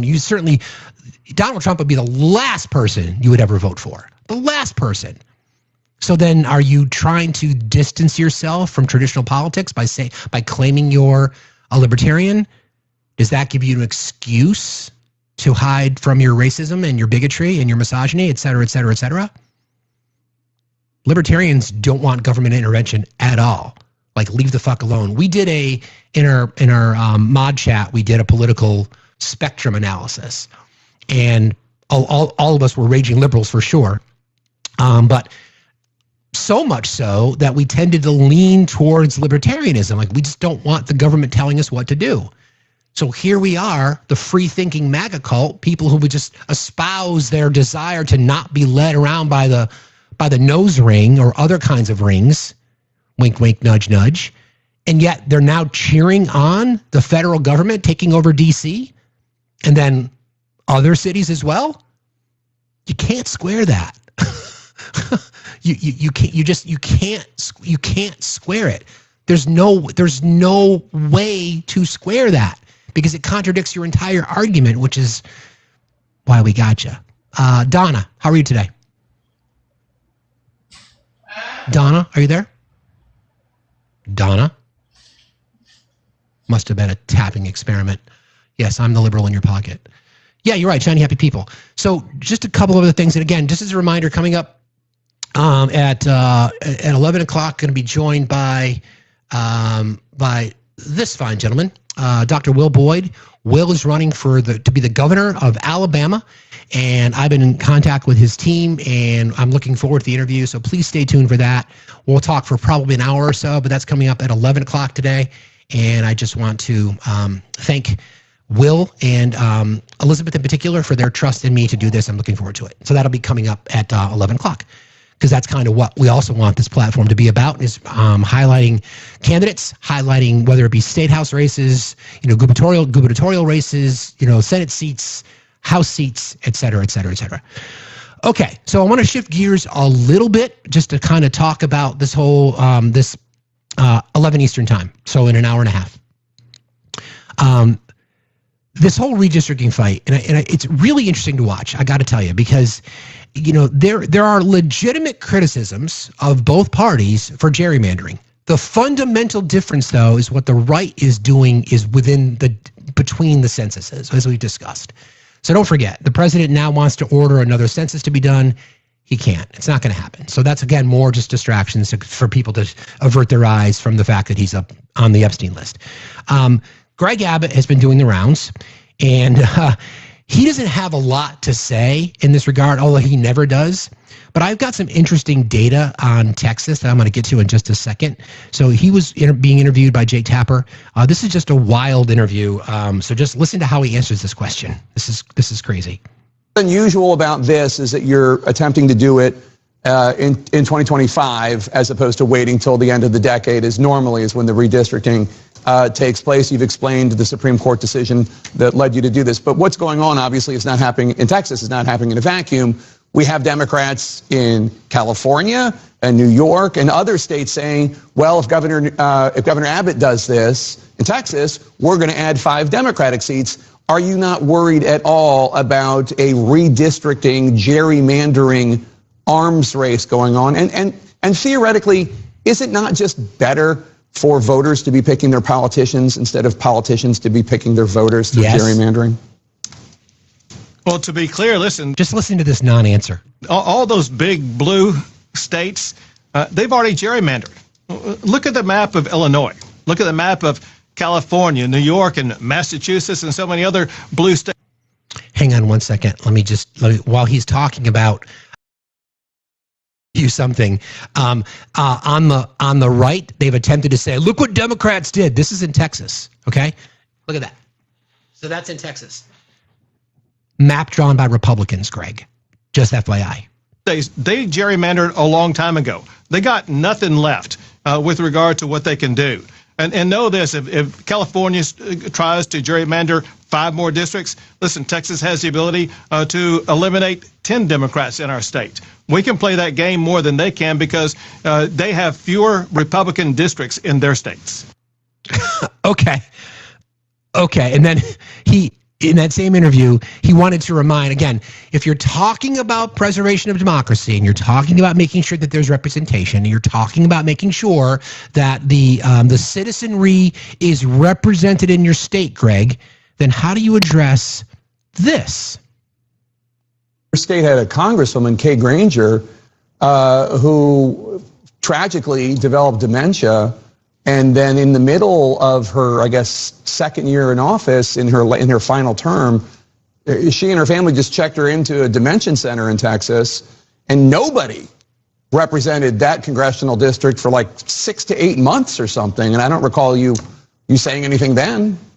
Yeah, funny, right? Because, again, the governor could have ordered a special election. Why didn't he? They hid that. That was a cover-up. The Republicans did not acknowledge her health conditions. She didn't cast a vote for a year and a half. So that district in Texas, represented by Kay Granger, horrible what happened to her. Horrible, horrible, horrible. I'll never wish that on anybody. She didn't cast a vote for a year and a half. And Governor Abbott, who claims to be preserving democracy, didn't call for a special election. Why is that? So he's got nothing to say. He's got absolutely nothing to say when it comes to the impact of gerrymandering. What I expect, that's why I was a little bit disappointed when Gavin Newsom said, oh, you know what? Here you go. Here you go. We're going to, Gavin Newsom said, if Republicans stop doing this, it will stop too. No, Gavin. No. You do it anyway. Okay? I was curious about Texas. So I was like, what's the voter split there? I was really kind of curious as to how many registered Democrats are versus registered Republicans. And to be honest, it kind of blew me away. Where's the data? Hang on one second. Okay, so according to the Secretary of State's office in the state of Texas, so I'm assuming that this is going to be, I was going to be accused of sharing fake news. So if I can't get the information from the Secretary of State's office in Texas, where am I supposed to get it from? Because according to the Secretary of State's office, there are 6,601,189 registered Republicans in Texas, which comprise 37.8% of the voting population. There are 2,750,000 unaffiliated, and there are 8,133,683 registered Democratic voters in the state of Texas, which represents 46.5%. So again, that's 1.5 million. Is that right? Yeah, 1.5 million more registered Democrats in the state of Texas than there are registered Republicans. Now, again, let's go back to what Greg Abbott had to say about that. What's unusual about this is that you're attempting to do it in 2025 as opposed to waiting till the end of the decade, as normally is when the redistricting takes place. You've explained the Supreme Court decision that led you to do this. But what's going on, obviously, is not happening in Texas. It's not happening in a vacuum. We have Democrats in California and New York and other states saying, well, if Governor Abbott does this in Texas, we're going to add 5 Democratic seats. Are you not worried at all about a redistricting, gerrymandering arms race going on? And theoretically, is it not just better for voters to be picking their politicians instead of politicians to be picking their voters through gerrymandering? Well, to be clear, listen, all those big blue states, they've already gerrymandered. Look at the map of Illinois. Look at the map of California, New York, and Massachusetts, and so many other blue states. They gerrymandered a long time ago. They got nothing left with regard to what they can do. And know this, if California tries to gerrymander 5 more districts, listen, Texas has the ability to eliminate 10 Democrats in our state. We can play that game more than they can because they have fewer Republican districts in their states. Greg.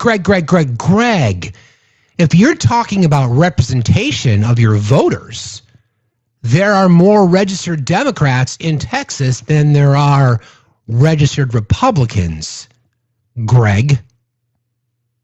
In California, there are significantly more registered Democrats than there are Republicans, Greg. In Illinois, there are more registered Democrats than Republicans, Greg. So you can't have it both ways there, Cupcake. Interesting. Guess we'll see where this goes. I have some thoughts on that. Huey, good morning. How are you today? Hey, Facts, how you doing? Remember when I told you that? I said to you, it was like, I was looking at the numbers in the registered voters, and I was like, yeah, it's almost like 1 million or 2 million more Democrats in Texas. So, like I said, this is why I was saying, like, this is really just a fight for control in Texas because these old school mindsets have not allowed America to progress to be like what America really should be. So it's like they're really trying to hold into like these old times. But I mean, the smarter we get, the more, we get in contact with people, social media, all the fear mongering that they try to do on the right is being limited. And so this is this is what they're trying to do to try to like seize power again. Yeah, I mean, I think the numbers are interesting. I think you're pointing out a really good point, right? If the argument is about representation, then in Texas's case, because there are more registered Democrats, there should be, in theory, more Republican held or more Democratic held seats. But that's what gerrymandering does. So somebody just made a comment about Massachusetts. Massachusetts has 75% of its registered voters are Democrat. So that's why there are no Republican congressional districts in the state. Not because of gerrymandering, just because there's not enough Republicans in the state. So, sorry. It's crazy, man. It's crazy. Yeah. But I appreciate everything you do, man. This is great. I appreciate you, Huey. Thank you for being here, bud. Talk to you later. Have a good day. And somebody said this, and I agree. Like I don't want this to become this gerrymandering redistricting battle, but there is no choice. It's not something that, first of all, Republicans are in denial of the fact that they started this. Now they're going to attempt to use, California, we'll just one up them. Then let them. I don't care. I don't care. What I want is for every Democratic state who's got the ability to carve out Republican congressional seats to do it. I want them to. I have an expectation that they'll do it. Whether or not Greg Abbott says we're going to stop, I want California to do it. I want Illinois to do it. I want Maryland. I want, I think, was it New Jersey we identified? I think I've got the list. There's one state that's got a pretty large chunk of Republican-led states. Where is it? Let's see.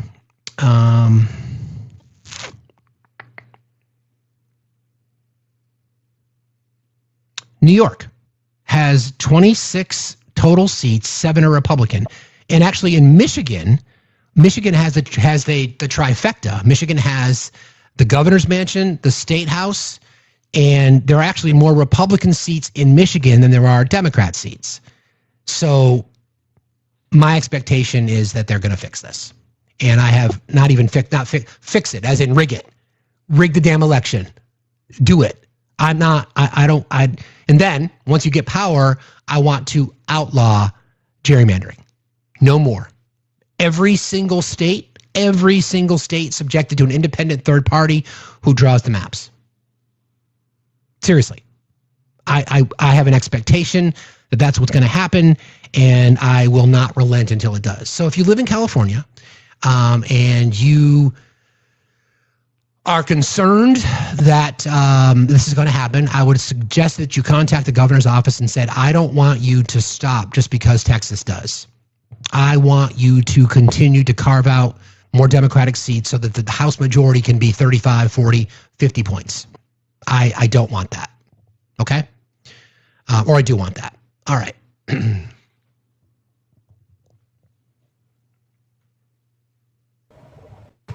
Good morning, Tony. Good morning. Hello? Tony? I guess not.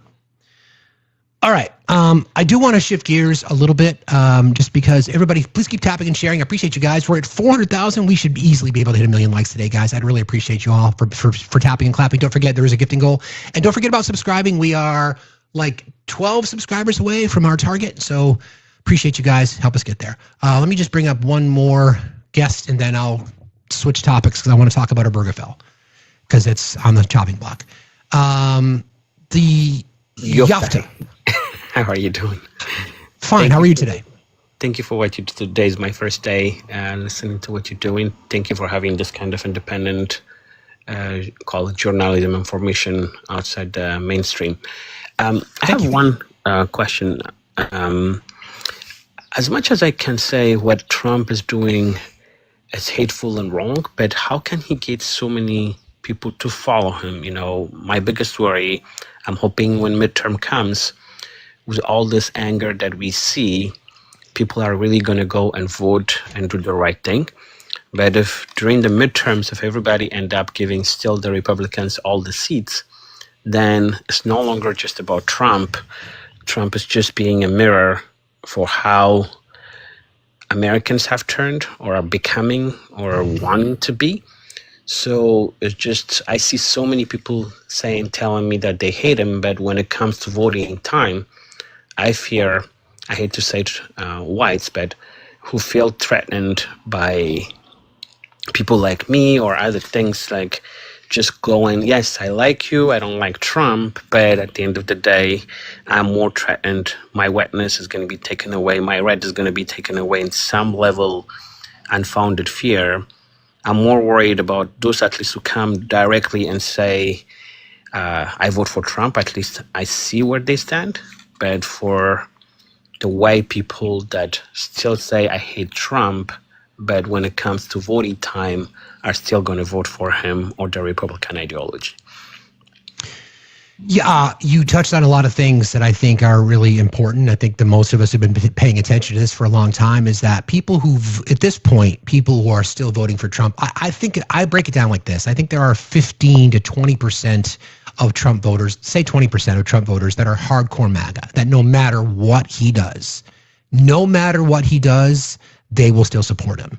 Even if it comes out that there's photographs of him raping young girls on the Epstein files, they will still support him because they're in a cult. Let's be real. So to your point, and I discuss this oftentimes when it comes to white people, what do white people in America have to be afraid of?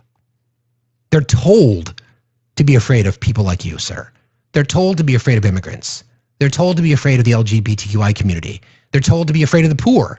They're told to be afraid of single moms who get welfare and food stamps. They're told to be afraid of people who want to pursue higher education. So there's nothing that white people have to be afraid of. Donald Trump has told them they should be afraid. And I will say this, though. There is a large chunk of our population that feels lost politically. Whether it's real or perceived, what he has done is tapped into their anger. And it's effective. And then he doubles down on it. Thank you. I think that's what I'm saying. Some people, I work with a lot of white people in my field, and the conversation's always been how much they don't like what they're doing. But when voting time comes, I'm always get surprised. But at the end of the day, like I said, law and order has to be. But when people are just writing and saying that Hitler used pretty much the same similarities, you hate the Jews, and then I'm going to take power. And then one of the things, even though there's a big difference in certain ways, Hitler made them believe he's the only one who can fix the country. And right now, everybody thinks Trump is the only person that can fix the country. Like you said, he said, I could stand on Fifth Avenue and shoot someone. Let's be careful with our words. We have to be. TikTok is mindful of some of the things that we say. So sorry, I will not it's okay. Vote. Yeah. So that's exactly my point, right? There's that, and then there's I think there's 4 separate divisions within the Republican Party, right? Who voted for Trump. There's the hardcore MAGA, whatever that number is, 15, 20%, particularly speaking, who, like I said, will vote for him no matter what. There are the rich people who want to just take advantage of the tax breaks. There are party line voters who just always vote Republican. And then there are people who have been easily manipulated to feel like Donald Trump is their champion and he's there to help save America. So in every single case, in their mind, there is justification to vote for this because they really feel like they're on the proper side of history, and they're just not. So. Thank you. Just one more question. You got it. Sure. Ask away.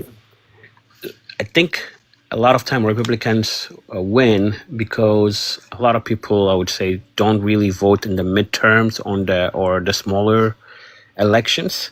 A lot of people participate only when there is a presidential elections. It's true. What advice do you have? Because we can't just be complaining without really going to the election votes, and then we have to vote to fight back. So when midterms come, the education has to start right now for people to get ready and vote ahead of time. So what advice would you have for the people? It's not just about complaining, but we have also to take action. Yes, going and demonstrating, having peaceful demonstration or whatever is all good, but unless you vote, nothing is going to change. Yeah, I mean, it is. I don't mean to simplify it, but it is as easy as just people voting. I mean, we have two responsibilities as American citizens to claim all this freedom that we apparently had. Pay your taxes and vote. Your civic responsibilities. Pay your taxes and vote. And I'm discouraged by the lack of participation in our democracy. And I think it is by design from the right. They want to discourage people so much to convince them that their vote doesn't count. We struggled to get to 63, 64% in a presidential election. We're lucky if we crack 50% from a midterm election perspective. People have to show up. We have to overwhelm the polls. People have to show up. And I think there's, if I'm reading the tea leaves correctly, there's a massive drop in support from independents, because independents are always the one, independents and or non-party affiliated, they're always the one that decide elections anyway. And when you see Donald Trump being 40 points upside down in independent support, they know that. In my estimation, that's part of why they're doing this, because they're trying to intimidate and suppress as many voters as possible. But thanks for jumping in today, friend. I appreciate you being here. Thank you. Have a great day. You got it. You too. So again, just my theory on that, but they want to discourage people from participating. And like I said, guys, I really appreciate everybody showing up. I feel like we found a really sweet spot with our live broadcast. I just implore people to understand what's at stake here. We can no longer be apathetic. We can no longer be lazy. People on the left, stop being so fucking entitled. You're not going to find a perfect candidate. It's not going to happen. You're just not going to find a perfect candidate. But there is too much at stake. Stop looking for perfection. Stop. Just go vote. Blue. I don't care who it is. Do it. Hold them accountable. Tell them you have an expectation that they're going to do better, because we know what is at stake. And I am so tired of people just constantly looking for perfection, because you're not going to find it in politics. It doesn't happen. Hey, Deuce. How's it going, Steve? Hey, I just wanted to make a few points, touch on just a few things, and then I'll jump off. You were talking about the gerrymandering. First of all, 9 out of 10 top states that gerrymander are Republican. Okay, number one. And then in 2021, there was a bill that was put forth where every Dem voted to ban gerrymandering and every Republican voted to keep it. So for everyone that says, oh, it's all Dems, that is not the case. It takes 2 seconds to research and find out the actual truth. And that is the other thing I want to touch on. Sadly to say, I was a Trump voter. And I was a low information voter. I just went by the headlines, didn't research anything, didn't look anything up. It wasn't until 2024 when I actually started researching both what Trump was saying and what Harris was saying. And like I say, a registered Republican, voted probably Republican 75% of my life. And it wasn't until I actually started researching and realized that the Republican Party was, and what Trump was saying was the exact opposite of what was really going on. And if you just actually research, take 5 seconds or a minute to research what both sides are saying and look at the facts, you'll see. So, I mean, there is hope. I mean, if somebody like me could be turned, and like I say, it was getting in front of people on TikTok and getting facts in front of me where I tried to research, okay, that's not true, and looked it up and found out, hey, this is true, what they're saying. So just keep up the good work, and that's all I just wanted to touch base on. There is hope. And also one other thing, independents, 43% of the electorate aligns with as an independent. And like you say, I think they're down to 29% approval of Trump. Independents basically decide. It's the biggest voting bloc. Independents are the biggest voting bloc. Yep. And they're going to decide who wins. I hate to say it. So if independents disapprove of him or only approve at 29%, the Republicans know they're going to get wiped out in 2026. That's why they're doing all this crazy stuff they're doing. Correct. Okay, Steve, you take care. You too, Deuce. Thank you very much for being here. I want to address something that they said as well. Yes, Democrats have gerrymandered. We know that. We can certainly, that's why I said I want legislation to outlaw it, but it's not even close. I mean, it's literally not even close. We can use Texas as the perfect example. In Democrat states that have been gerrymandered, they're overrepresented by Democrats. So there are more registered Democrats in states like Massachusetts and in Illinois and in California. So the argument that Texas has said, we're not being fairly represented. Well, actually, you're right, because there are more registered Democrats in your state than there are Republicans. So you can miss us with that nonsense. And again, that data, like I talked about before, where's that stat?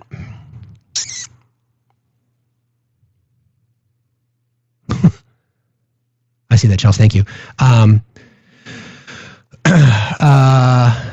Let me see if I can find the data. So I want to get the numbers straight, because we're seeing a massive dip in independent support for Trump. We've seen the most recent polling that came out, the polls that he bragged about actually when he tried to pick and choose some of the data that was in there, and then he lied about it. The registration for Democrats in the state of Texas is 8 million. Thank you, guys. Let me just do this. Appreciate you guys helping us hit that goal today. You're very kind. We'll do Tiny Diny. Love the Tiny Diny. Okay. Again, registered Democrats, 8.1 million in Texas compared to 6.6 million registered Republicans, and 2.75 million unaffiliated and or others. So I don't know if you can change your affiliation. I should probably look into that. But if we use 8 million Democrats and then say, what's the number? Because if I'm just doing the math here, I'm mathsing OB for you. If it's now 60%, because again, let's give it 60, because we know that he's only got a 29% approval rating among independents, right? So let's just call it 60% support someone other than Trump. So 60% of 2.7 million, if we follow my logic here, would be roughly 1.2 million people. So 8.1 million registered Democrats, 1.2 registered independents who've claimed that they don't support Donald Trump. That's 10 million people in support of someone other than Trump in Texas. Now, if not every Democrat's going to vote for a Democrat, but the likelihood, and also keep in mind that Kamala Harris got more votes for her in the 2024 election than Greg Abbott has ever gotten in his run for the governorship. So we can stop saying that both sides do it. Yes, both parties do it, but it's not even close. It's not even close. Okay? All right. I want to shift gears a little bit, and just as a reminder, coming up in about an hour, going to be joined by Dr. Will Boyd. Will is running to be the next governor of the state of Alabama. And it seems likely that Tommy Tuberville is going to be the Republican nominee. And so that will be likely to be the race. So we're going to talk to Will about Alabama politics, going to talk to him a little bit about what he's seen on the ground. Just going to use our platform here to introduce you guys to Will. If you'd like to support Will, you can find the link that's in the link tree in my bio. And just as a heads up for people who are going to stick around for that interview, and I hope people do, because of election laws and how campaign financing works, please don't gift him while he's here. Instead, if you want to support his campaign, please do so by supporting the Act Blue, which is the first link you'll find in my link tree. It's just, he can't accept the funds. People may gift, but he can't accept the funds because of election laws and election rules. So again, if you guys do want to support his campaign, I'm sure he'll tell us other methods to do that as well. But the Act Blue link is the first link you'll find in my link tree. Okay? Cool. That's coming up in just about an hour. All right, back to this. So, do you guys remember when we got the leaked Supreme Court opinion? It was the summer of 2022 when the Dobbs decision came down and women lost their rights federally. I know I can turn it off. I know that, but I'm going to trust the chat. I'm going to trust people to do their thing. We got the leaked opinion where the news sort of snuck out, right, that Roe v. Wade was going to be overturned, the Dobbs decision, right, denying women rights federally to their own body. Again, in the United States of America in 2025, women who live in some states have rights to their body and they don't in others. Okay, well, part of that decision, part of that leaked memo was Clarence Thomas talking about other things that should be reconsidered as well. One thing he talked about was interracial marriage. Clarence Thomas is in an interracial marriage. And then the Obergefell decision. We just passed the 10-year anniversary of that landmark decision. Obergefell v. Hodges. So Supreme Court, let's see. The U.S. Supreme Court is facing a choice, and I think we know what they're going to decide, about whether to take up a case filed by former Kentucky clerk Kim Davis, urging the overturn of its decision in Obergefell v. Hodges, the landmark case that guaranteed the right to same-sex marriage nationwide. Davis's attorney, Matthew Staver, this is reported by Newsweek, by the way, told Newsweek he's optimistic the court will take the case. William Powell, the attorney who represented the couple that sued Davis, wrote in a statement provided to Newsweek, he is, quote, confident the Supreme Court will likewise agree that Davis's arguments do not merit further attention. Daniel Ehrman, law professor at Northeastern University, told Newsweek it is unlikely the Supreme Court would agree to overturn same-sex marriage. I'm not there. I think if given the opportunity, I believe that there are enough conservative justices that will do it. I really do. The case filed by Davis, a former Kentucky clerk who spent 6 days in jail. You guys remember that? She was just as big a bigot as you can get. Loud and proud about it. She spent 6 days in jail over her refusal to provide marriage certificates to same-sex couples on religious grounds, could represent a threat to federal protections for same-sex marriage one decade after the nation's highest court legalized the unions across the country. So I just want to give people the specifics around the Obergefell decision. Let me see. I think I put that someplace. Hold on. Sorry. I just want to get the facts right. I pulled together some data. Sorry. Give me a second, guys.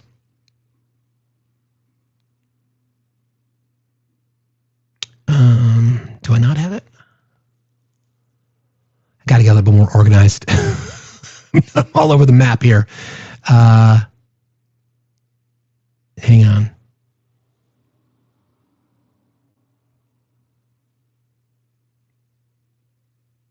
We have to talk about BRICS too, because that's crazy. Okay.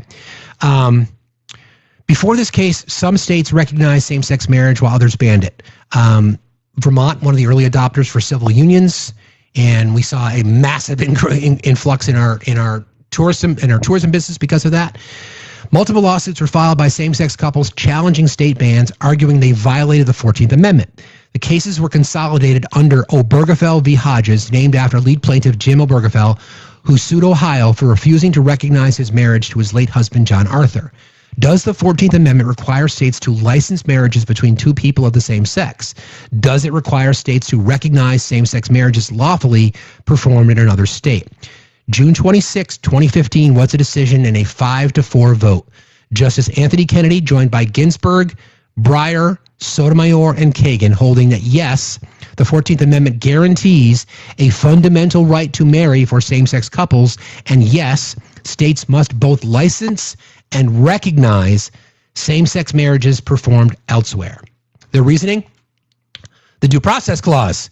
Marriage is a fundamental liberty, and denying it to same-sex couples violates their right to personal choice and dignity.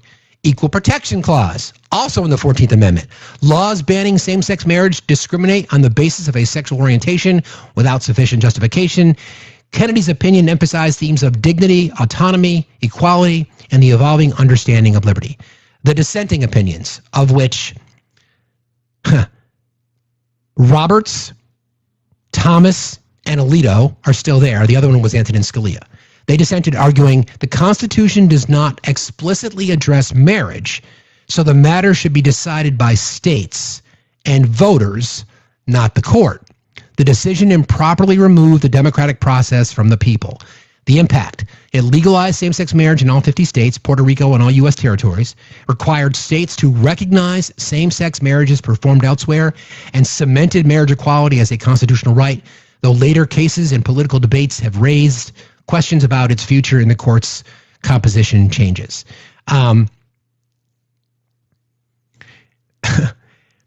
Every single time when we have these conversations about let the voters decide, I'm in full support of that. The conservatives in our country, especially those Christian nationalists who consider same-sex marriage and or homosexuality a moral sin, don't ever want the voters to do that, because in every single case, think about the issues that we discuss often in this case: universal health care, responsible firearm legislation, et cetera, every women's right to their body. Every single time it's presented to the voters, they overwhelmingly agree that we need responsible firearm legislation, that women should have a right to their body, that we should have universal health care, that we should allow same-sex couples to marry. I think same-sex couples should be able to suffer the misery that straight couples do. Let's be honest. I kid, but not really. I fully expect the Supreme Court to take this case, and I would not be surprised. I'm 50-50 as to whether or not they'll overturn it. But you've got people like Thomas, Roberts, and Alito who are still there. They're still on the court. They're still there. They dissented. Is the same argument going to be used that voters should decide? So are you going to remove the federal protection for same-sex couples? When people say, this is another example to me, when people say the United States is the freest nation on earth, it's not even close. Not even close. I have a Love is Love flag outside my house. It's like the 5th one I've gotten because people have ripped it down. Why are people afraid of same-sex marriages? Why? Does your book tell you so? It is just disgusting to me that we would even contemplate something like that. It doesn't affect you, just like immigrants don't affect you. They don't. They don't affect you. They don't affect you at all. They do not impact your life in any way. Now, someone's going to come up with an anecdotal argument. Oh, I lost my job because I'm an immigrant. Okay, well then there's plenty more jobs out in the fields picking fruits and vegetables that you now lost because you wanted to round them all up because of their brown skin. What the fuck is the issue? Why do you want to support, like, why do you care? Like I said, same-sex couples should suffer the same misery that straight couples are subjected to in marriage. Let them decide on their own. Hi, Heather. Hi, Steve. How are you? I'm good, thank you. What's on your mind? I just wanted to point out that, when the election was happening and everything, we said that they're going to go after gay marriage, same-sex marriage. We were told that we were fear-mongering. So my question is, when will it be enough that we're no longer fear-mongering, right? Because people say that all the time. Well, you're fear-mongering, you're fear-mongering. Now he's sending the military to D.C. He's already done it in L.A. Now we're going at, Roe v. Wade was overturned. Now we're going after Obergefell. So I'm just wondering, when will we no longer be fear-mongering? Are we just going to always be fear-mongering to these brainless people? It's a really good point, Heather. Like, everything that we've said, and I'm not going to say predicted, but yeah, predicted, we were told we were fear-mongering. We told them that, Donald Trump said he wants to be a dictator. Wow, he was just kidding. Only one day. Here we are, 200 plus days in office, and he's acting like an autocratic dictator by federalizing the military or militarizing the police force in D.C. And now we've got Obergefell, and we talked about the Dobbs decision, and we've talked about everything else, and we've been right. We've been right about pretty much everything. Right, exactly. I mean, it was all lined out in Project 2025, which still people don't believe and people don't see. But I'm just, what like what kills me is we keep getting told that we're fear mongering. What's the monger? What's the fear mongering? Because everything we've said has come true. So when will we no longer be fear mongering? Is it when the military is on everybody's streets? In all the cities across, all 50 states? Like, when will enough be enough for these people is what I'm trying to understand. The Republican Party, they want to make it so that 14-year-olds are tried as adults, but they also want to make it that 14-year-old girls can get married. And Correct. I feel that they want to do that so when it comes out that Trump is in the Epstein files, like we all know that he is, they can say, well, it doesn't matter because the legal age to get married now is 14. I mean, I really feel like that's just their way to justify it. They'll be like, oh, well, it doesn't matter that he sexually abused those people because, legal age to get married now is 14. That's a very interesting point, and it reminds me of a story about a Republican senator's relative who was charged with child rape. This Republican elected official used his power to change consent laws. In 2023, a Utah mom reported to police that her 13-year-old child had been the victim of statutory rape by an 18-year-old, the accused adult, who was charged with 2 counts of child rape as a relative of Utah Senate President Stuart Adams.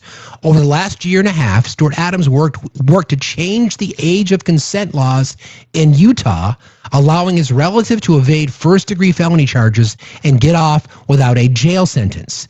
Last year, this man led a statewide crusade against the same person, Stuart Adams, led a statewide campaign against one transgender volleyball player, claiming the athlete was a threat to women's safety. Yep. Same guy. Yep. Stuart Adams.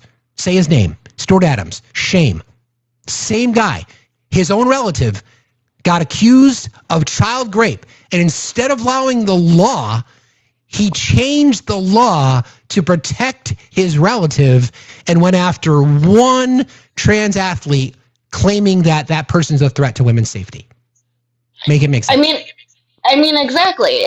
And that's exactly why they want to change the marriage age to 14. So that when it inevitably comes out that Trump was absolutely out on the Epstein files, they'll say, well, it doesn't matter because 14-year-olds can get married and they can consent.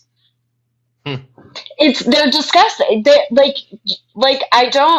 I don't know how to say this. MAGA, you are the villains. In every story, in every movie that we see, the Hunger Games or, The Handmaid's Tale, you guys are the villains. Any superhero movie, all the Marvel movies, you guys are the villains. The other people who are out here living our lives, we are not the villains, but you are, because you are defending rape, you are defending pedophilia, P3DOism, sorry, we love the TikTok shop.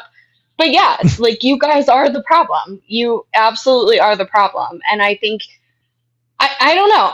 It's just frustrating, Steve. I don't know. And also, whoever sent me gifts, thank you very much.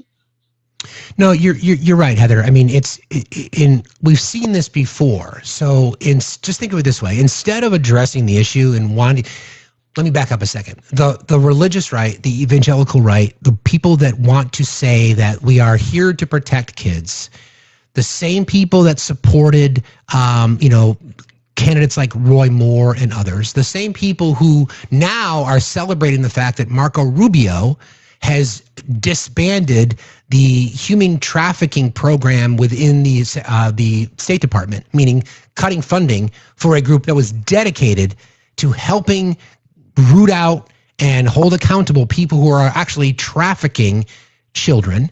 So we are now in a situation where they are, instead of addressing the crimes, we are just going to lower the age so that persons held responsible would no longer face the harshest penalties. It makes no sense at all. Yeah. But yet it does at the same time. Yeah. No, it absolutely makes sense. I don't know. It's just disgusting. I don't know. Steve, I appreciate you as always. Thank you, Heather. Thank you for having me up. I always enjoy talking to you. I always feel smarter, and your heart shows up every day for us. So thank you for being here. I appreciate you. Oh, I appreciate you. Hey, you're my favorite. You're my favorite show to listen to. So I work nights now, 11 p to 7 a. So you used to be my morning show. Now you're my nighttime show. Well, I appreciate you saying that. Thanks for jumping in today. Thank you. Have a good one. See you later. You too. Bye. Yeah, I mean, thank you, Heather. Sorry about that. It's the point, right? You cannot claim, and this is. I look for signs, right? These are the kinds of things that I look for. You guys know that I really focus on how words are said, in the context of which they're said, what the emphasis is. So here we are now, an entire movement headed up by people like Nancy Mace and others in that circle, right? They built their entire political reputation on protecting children, and they would use, sadly, the trans community as the enemy. You know, your kids are under threat because of the trans community, and yet here we are, Republicans. Every single day we hear of a new Republican there's an entire website for it. A new Republican who's committed crimes against kids. I would like to think of all the things that we disagree on, and there are many, and most are not even justified because people have been lied to. But should we not be holding people accountable who've committed crimes against kids? I don't care who it is. I do not care who it is. Oh, the website? Sorry, I should bring that up. Hang on. It's called goppredators.com.wordpress.com. And they update it. It's real. They update it daily. It's called GOP. I'll send this link to the chat. I'll have the mods pop it into the general chat for you guys. Another reason to join their Discord.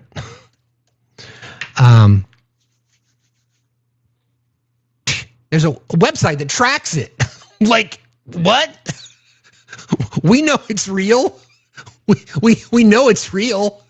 So, and I'd like to think that everybody could agree that this is just something that we need to address, and crimes like that are just like, psh. Yeah. Jen, are you there? I guess not. You can request again if you want to.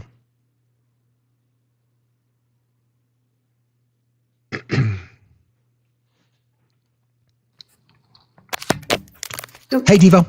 Good morning. How are you? I'm all right. What's on your mind?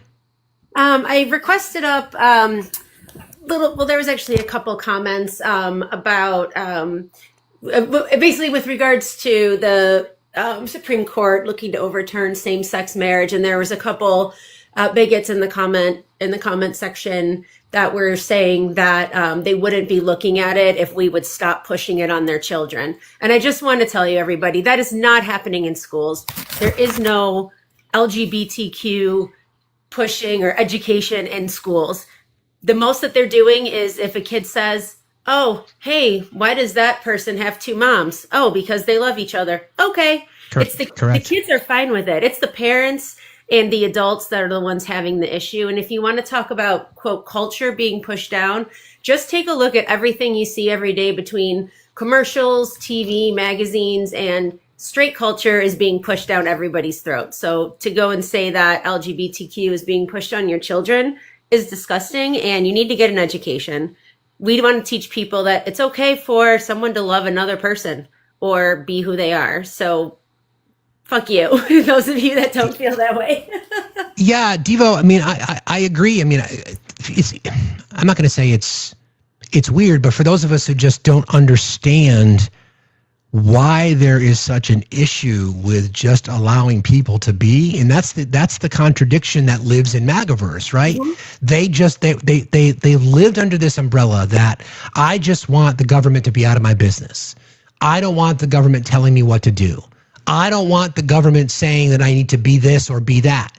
And yet, every single time a situation comes up, they vote against their own perceived principles. Just let people, like I said this before, I mean this jokingly, let same-sex couples be miserable just like cis couples are when they're married. I mean, let's be real, right? I mean, someone who's I don't get divorced. Yes. exactly. You know what I mean? Like, just let it happen. Who cares? Who cares? Like, I don't understand why every single marginalized group has to be a target for them. I do, because it's a strategy. It's a tactic. We are going to tell, we, the federal government led by Republicans, Christian nationalists, fascists, and autocrats, are going to tell our voters, because they're not smart enough to see through it, that we need to tell them who to hate. Because if we don't, then we don't have an argument. If we don't tell them to hate brown people, we can't run on the border. If we don't tell them to hate trans people, then we can't say protect your kids. If we don't tell them to hate working moms, single moms, then we can't cut Medicaid. I was actually thinking, not that it would ever go anywhere, but what do you think MAGA would do if Democratic politicians put in an act to make straight marriage illegal? Do you think they would freak out? I know that wouldn't actually go anywhere, but do you think that would make a point or not really? I mean, I don't think they would take it seriously enough. I mean, I hear you. I mean, I hear you. I think what's bigger though is you use their states' rights argument against them when they say, "Hey, states can make up their own decisions." So if a state like New York or California said, "We are going to ban all firearms in our state," that would get their attention. That would get their attention. Yeah, and Things like that. and someone made that point earlier about MAGA and Republicans are all about states' rights, but when then stuff does go to states' rights, they don't listen to their constituents. It's correct. And it's correct. I mean, well, every time, because don't forget what's happened in certain states when ballot measures have come up, like whether it be women's rights to their body or whatever it is. Instead of allowing voters to actually speak their mind, they want to change the rules of the game. So instead of having it be a single majority, they move the number to 60% or whatever it might be. So the states that are the states that are the largest recipients of federal dollars are red states. Blue states are the ones that are donor states. Blue states are the ones that subsidize. Blue states are the ones that make sure residents of poorer states have access to federal programs like Medicare, Medicaid, SNAP. And those people who are recipients of those programs voted to have those programs cut, and they will blame Democrats somehow. 100%. And I'm in New York, so you're welcome, red states. Exactly. Exactly. But, thank you for having me up. And just everybody, let everybody be themselves. Get over yourselves. Exactly. Let them be. Move on. Live your life. Exactly. All right. Have Agreed, a good day. Devo. Thank you, friend. Appreciate you. But seriously, I mean, is it really a big deal to you? I mean, ask yourself this. Why are you afraid of gay couples? Why? Why are you threatened by same-sex marriage? Why? They have the same struggles that you do. They have the same intermarital conflicts and decisions, and they get divorced. They remarry. Why? Why? Now, I understand your book told you to hate same-sex people, but why do you care so much in 2025? Are they bothering you?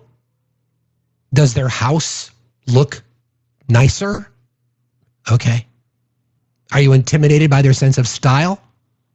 Okay. Do you not like the fact that they're, by and large, just kinder, happier, friendlier, more generous people? Okay. But why? You don't have a reason to hate them. You're told to. You don't have to. I mean, I was in a live a while back and someone was complaining and I asked the question. I said, do you think being gay is a choice? And this person said, yes. I said, when did you choose straight? And he said, I've always been straight. I'm like, thank you for walking into the point. What's the big deal? I really, to be honest, I hate having to spend time talking about it. I do. One of my best friends growing up, our dads knew each other. We played football together. We knew each other since elementary school. He came out to me. He chose me to be the person he came out to. I'm like, okay. Yeah, we've always known, man. we've always known. And he is one of my dearest friends. And we disagree on politics sometimes. right? And we have these conversations about stuff. But I talked to him about these kinds of things. And he's just like, we're so used to it. The expectation is they're going to lose their rights of protections because of a Obergefell. But I don't understand it. I just don't get it. And to be honest, I hope I never do. I hope I never understand it because I don't want to. I don't want to. I just want people to be happy or miserable based on their own choices. Right? I mean, I don't mean to joke about it, but I don't get it. Why do we have to be so hateful towards people? It's not necessary. That's where the division is coming. It's coming from MAGA conservatives. Hi, Kelly. How are you? Hello. How are you doing? I'm fine, thank you. What's on your mind? Hi. I just wanted to add one more point about the gay marriage issue. So I do love that the right seems to forget that gay people don't just pop out of a vacuum and exist as adults. Who do they think creates gay people as children? They exist as infants. They're born that way, right? I mean, if it's not straight people creating them, it's not anybody. It's a good point. It's a good point. I just think it's funny that people tend to forget that they are people just like everybody else, and they're born as they are, and that's it. They're born as they are. The end. Exactly. Exactly. Lady Gaga said it best. I was born that way, right?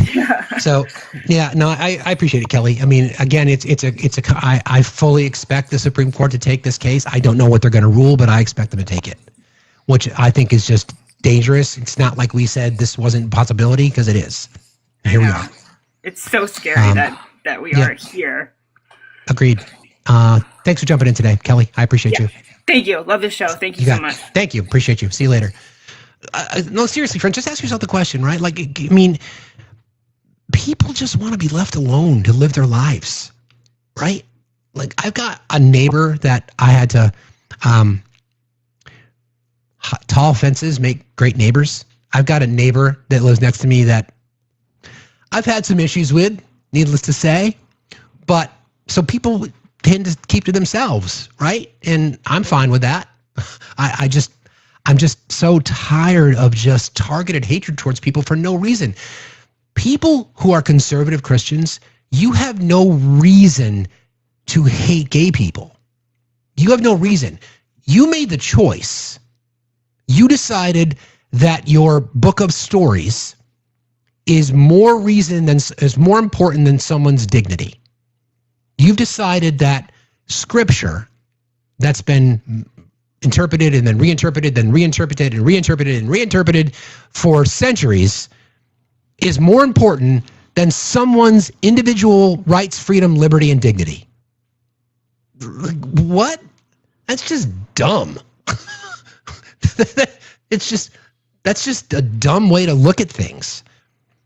And you're stuck in this spot now because you're going to be remembered in history as someone who denied the existence of individuals. The same people who just claim to be about freedom. I don't understand that. You can't have it both ways. It's not free for me, but not for thee. Freedom is, you got to pay a price for it. It requires people to really work hard for it and to fight for it. And you fight for it, you finally get rights. And never before have we ever been in a time where rights are being taken away from people. As society progresses, we add rights. We protect rights. We don't take them away. Otto, good morning. Hello? Hello, can you hear me? Hello. Can you hear me? Okay. I can. I just got one thing to say. I've never met a homophobic straight person. They're all gay. And the church makes them gay because they teach them to hate themselves. And that's what it's all about. Interesting. I appreciate your perspective on that, Otto. Thanks for jumping in today. Thank you. Talk to you later. All right. It's a fair point, right? Seems like the people, a little bit of projection, seems like the people that scream the loudest, right? What's on your hard drive? The same, we see it all the time. We see people attempting to pass laws. Again, that website, the GOPpredators.wordpress.com, same people that are attempting to pass legislation, taking away the rights of the LGBTQI community, have been found in inappropriate positions with young men in many cases. Like, why? People think Mike Johnson's closeted. I don't know. I'm not going to make that accusation. Again, I don't care. Live your fucking life. I don't care. I care about humans. I care about humanity. I care about people's rights to be happy or miserable. It's their choice. But I think it was Heather who said this earlier. We as a society have been spoon-fed and indoctrinated. Guest violation in your life, violated hate. What? Nobody said anything hateful. Everybody tap like crazy, please, friends. If you guys could really, really tap so we can make sure that we can keep the live up. We've got an interview coming up at noon. I'm sorry, at 11. So if you guys could all just tap like crazy, share the live. If you haven't yet joined our team, please consider doing that now. Whatever gifts you've got in your gift box, if you guys can do that. Let me just play our sounder one more time. TikTok. It is our intention during these live broadcasts to only provide fact-based information to the absolute best of our ability. We strive to never spread misinformation or to platform those that do. Opinions of our guests or commenters are theirs and theirs alone and do not reflect those of the host. Hate speech is not allowed, and we are diligent about policing it. This platform is for educational purposes only. We now return you to our regularly scheduled pandemonium, already in progress. So, we're going to continue to keep our eye on that. Obviously, again, simply my opinion that we will be, that the Supreme Court is going to take this case, the Obergefell case. I hope they don't, but everything that I think it might have been Heather and or Devo regarding the fear-mongering component, right? Everything that we've said is just fear-mongering. Oh, you guys are just fear-mongering. They're going to take away women's right to their body. You're just fear-mongering over this, or you're just fear-mongering over that. No, fear-mongering would be like, the boy who cried wolf. What we are talking about are things that have actually happened. Like, we told you that Donald Trump was going to be an autocratic dictator, and you're like, oh, no, he's just kidding. He's just fooling around. He's never going to do that. And here we are. He literally did it yesterday, and another example. And the right's response is, well, he can do that. He's the president. You kind of prove the point. Yeah, you kind of prove the point.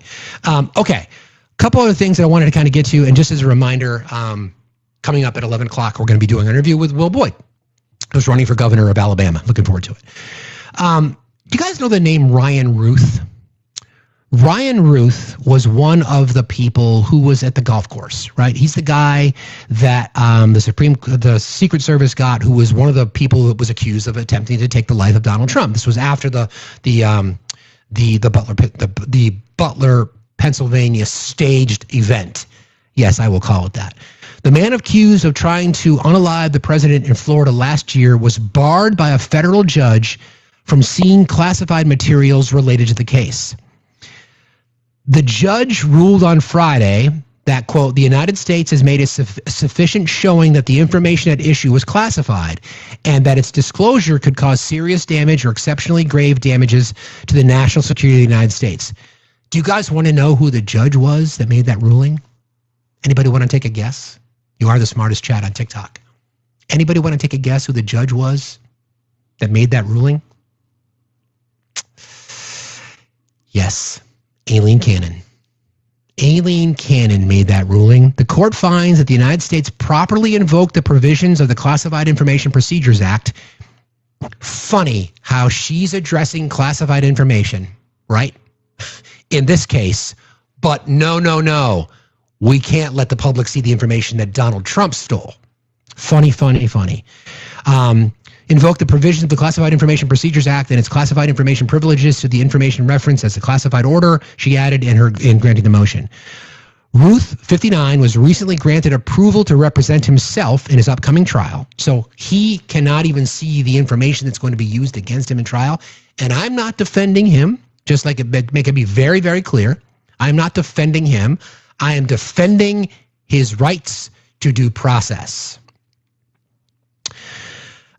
He's representing himself. He was charged with attempting to unalive the president, assaulting a federal officer, and multiple firearms violations stemming from the September 15th, 2024 incident in Florida. the second attempted unaliving against Trump in a matter of months. Ruth has pled guilty to the charges.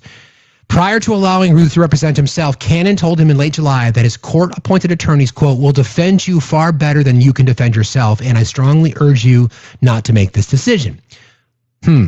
Fox News also reported that in July, Ruth wrote an unusual letter to the judge asking why the death penalty isn't on the table and proposing that he be included in a prisoner swap with U.S. adversaries, even suggesting that he be sent to freeze in Siberia in exchange for a Ukrainian soldier.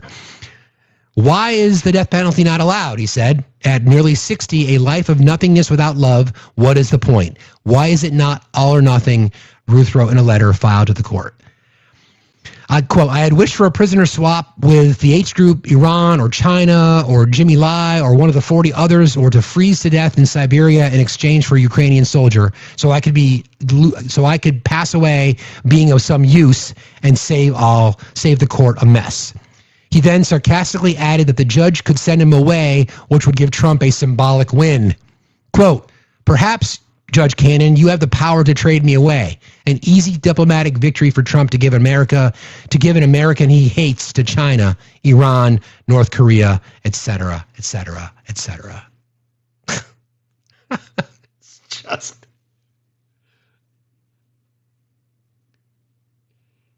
Every single time,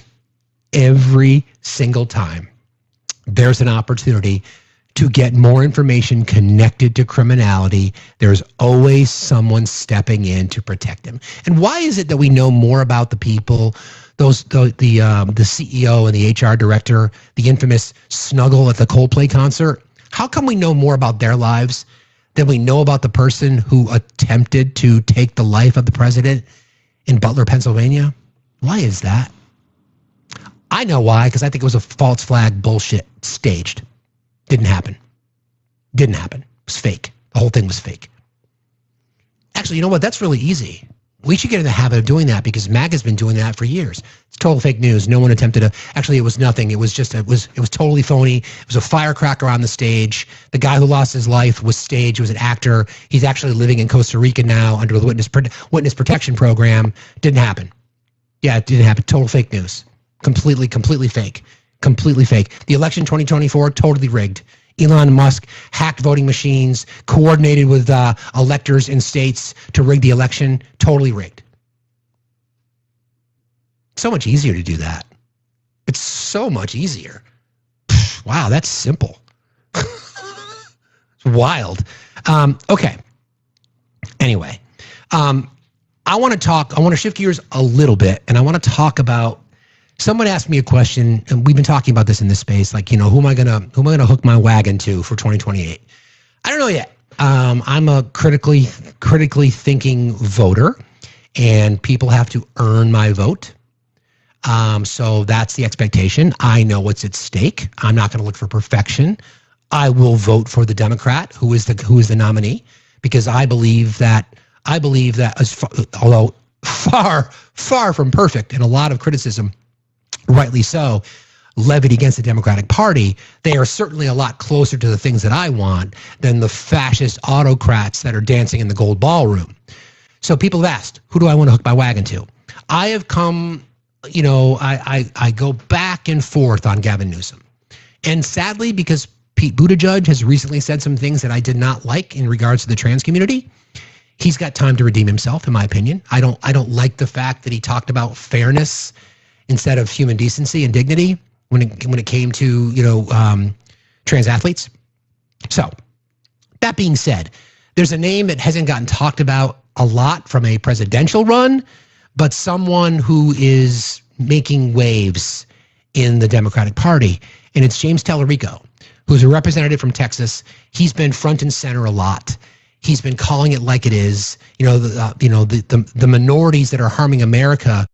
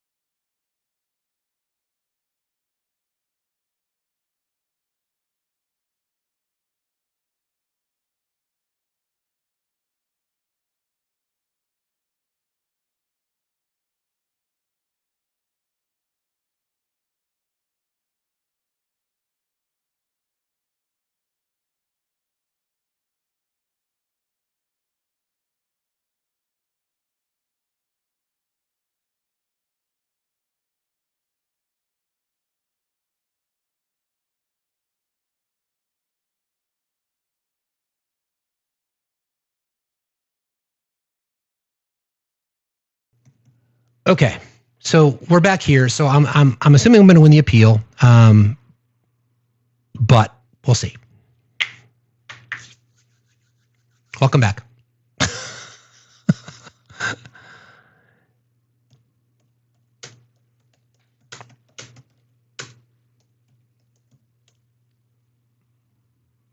I know. I understand. I get it. I'm gonna check in just a minute or two on the status of the live. I'm likely going to win the appeal. I've been winning them pretty regularly, but at this point we have got that interview scheduled. Ultimately, I'm sure they'll find me here. I'll let the campaign know about it. But it's just kind of interesting that we've got people in our communities now that just can't take the truth. So hang on, let me just check one thing real quick. The appeals have been coming down pretty quickly. I'm going to see where we're at. And if that's the case, I'm going to head on back over there.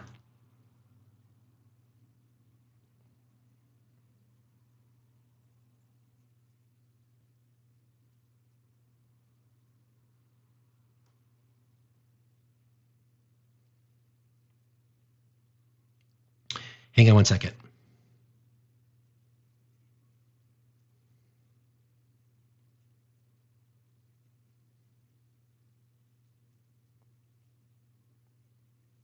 I know. Why can't people just scroll on? I know. I get it. Hang on one sec.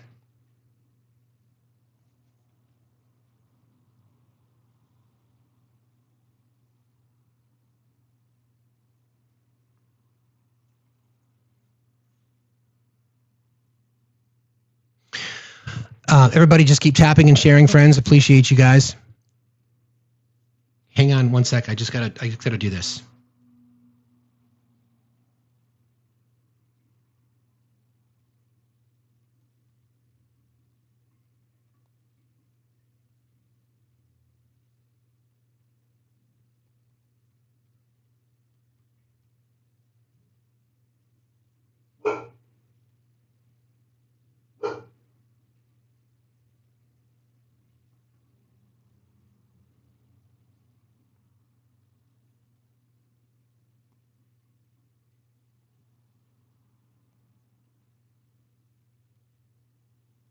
Sorry, guys. Just trying to coordinate our interview.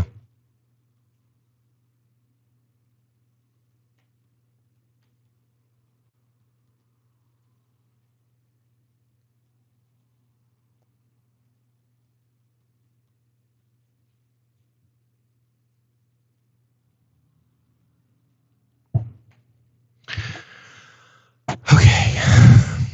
It's just crazy to me that these things continue to happen. It is what it is. You know, we know what we're doing here. We know that we're up against it. We know that people are going to do what they do. I just want to check on the status of the appeal. Stand by.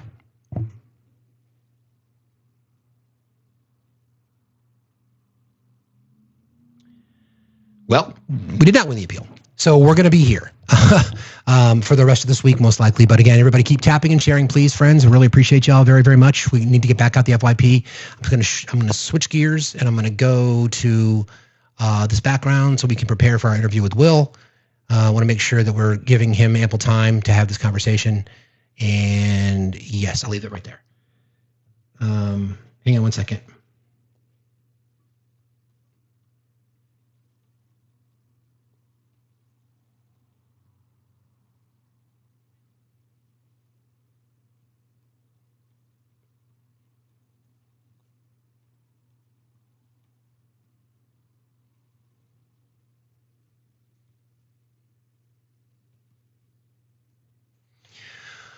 Okay. Everybody do me a solid. Everybody tap like crazy and share. We were heading towards 1 million likes too. It's unfortunate, but we're back up and running. We're going to stay here. Friends, will likely be on our backup tomorrow. Looks like we lost the appeal. Suspension was for a week. I'm going to re-appeal. I've had pretty good success in winning these appeals. There's no reason for that other than people being triggered by the commentary, which tells you a lot, to be perfectly honest. It certainly tells people a lot about what's happening here. But I'm just gonna riff for now. Let me just play a little bits of sound. specifically as it relates to some of the things that was said recently by Mr. Trump. Let me just do this. I want to go back. I want you to hear the sound from James Tellerico because I think he's a great up and coming rising star. So this is James Tellerico. Representative James Tellerico gaining national attention as a possible rising star in the Democratic Party. And he appeared on the Hill to discuss the direction he thinks the party needs to go. Let's take a listen. The last election should be a wake-up call for Democrats at every level. And it's why I went on Joe Rogan. It's why I've been on Fox News. It's why I've been on the Christian Broadcasting Network. We have to meet people where they're at. And we've got to build our coalition into something much bigger than it is.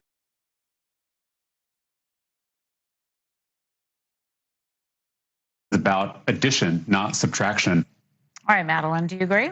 I love me some James Tellerico. I love him so much. I've loved him forever. He's wonderful. He's honest. He takes an approach to both religion and politics that makes sense, that's kind, compassionate, and strong. I do think if he's not, he should be a leader coming up, just like with Pete Buttigieg. And everyone should go on Joe Rogan and the shows that people watch because that's how you connect with people. We are done with politicians that are buttoned up because we want to see who you really are, because all people really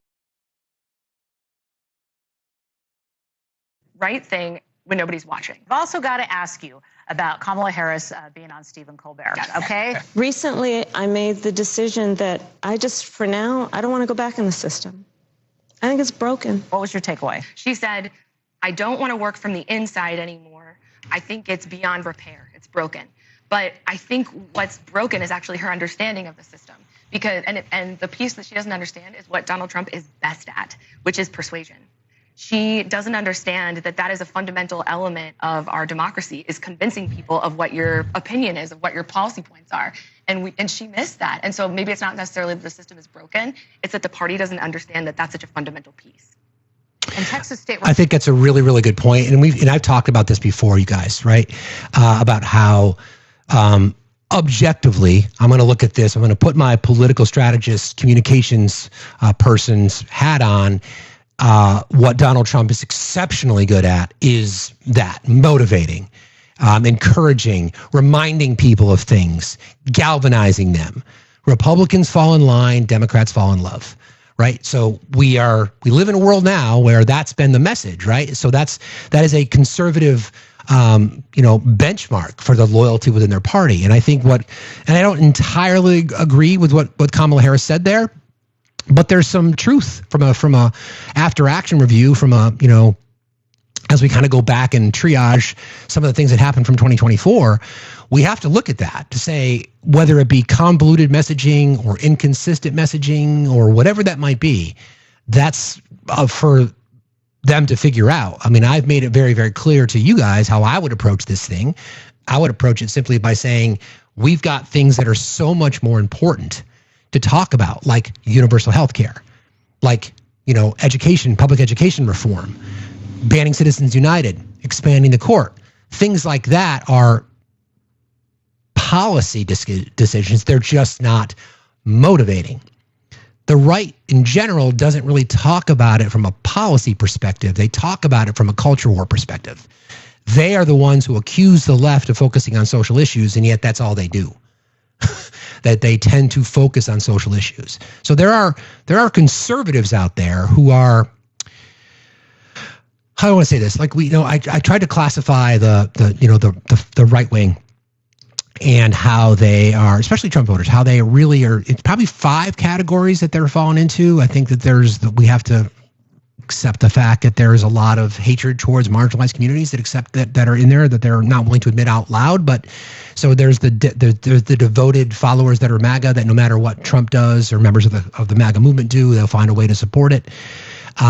People on the 5%, the 2%, the 1% who are going to be able to take advantage of tax breaks. They look at it economically.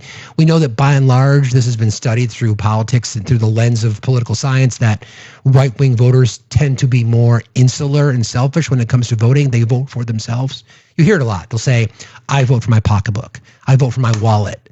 I vote for my family. I vote for my house. I vote for my liberties. It's not the collective desire that we look at, because we live in a society. There's a social contract that we have with each other, right? So without that, then where do we go?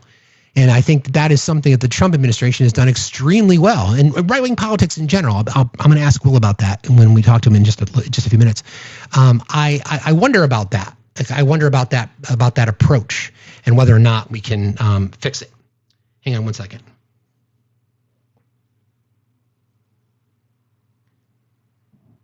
Hang on one second, guys. Let me just do this real quick.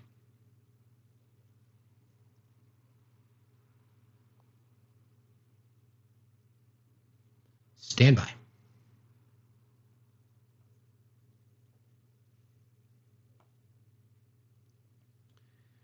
All right, hang on one second. Let me do this.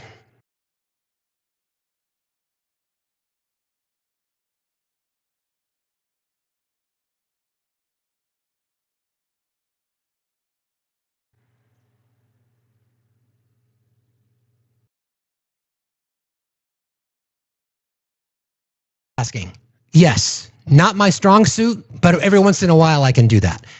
We got reported and taken down, so we're doing our best here. Thanks, appreciate you. Okay, as we were saying, from a strategy perspective, what we're trying to address is how we triage and how we, through an after action review, how we address some of the systemic changes that need to happen in the DNC. And I've said this before, I don't think Democrats have done a good job talking to voters. You talk at voters, which is why I think the experiment in New York, and I will call it that. I will call it an experiment because it's one of the largest cities in our country, a predominant city globally, right? If they elect Zoran Mamdani, which is very likely that they're going to do, that's a sign because he spoke to voters. And Democratic leadership, status quo Democratic leadership, in my opinion, has been speaking at voters. How do we address the issues? And that's really what's most important, in my opinion, because there are a lot of things that we all collectively, see and want to change, but we can't change them because we are just in this fight over things that we shouldn't be fighting for. We should all be fighting for a better tax code. We should all be fighting for court reform. We should all be fighting to make sure that our border is secure. We should all be fighting to make sure that we've got access to public education and inexpensive cost of goods and lower housing costs and access to universal health care. These are the things that we should all be fighting for, but this intentional design to divide us is a tactic because Republican politics in general, conservative politics, I should say, everybody tapped like crazy. We had 1,700 people in that live. It's unfortunate that we didn't have that bigger crowd for when Will joins us, but we're going to talk to Will anyway. I'm looking forward to it. The Republican strategy, by and large, is to not run on policy because they can't. Think about what their argument has always been. Their argument's always been, we are going to cut your taxes. Well, what ends up happening? They cut taxes for the rich on a permanent basis. They legislate it, then they raise taxes for everybody else. It's not fear-mongering. It's just reality. We've seen it for 50 years. We've got the data. I just want to play quickly, speaking of Ronald Reagan, because that's where I was going with this. I would like people to this is Ronald Reagan speaking on Republican political and economic strategies in regards to things like, tariffs. At first, when someone says, let's impose tariffs on foreign imports, it looks like they're doing the patriotic thing by protecting American products and jobs. And sometimes for a short while it works, but only for a short time. What eventually occurs is, first, homegrown industries start relying on government protection in the form of high tariffs. They stop competing and stop making the innovative management and technological changes they need to succeed in world markets. And then, while all this is going on, something even worse occurs. High tariffs inevitably lead to retaliation by foreign countries and the triggering of fierce trade wars. The result is more and more tariffs, higher and higher trade barriers, and less competition.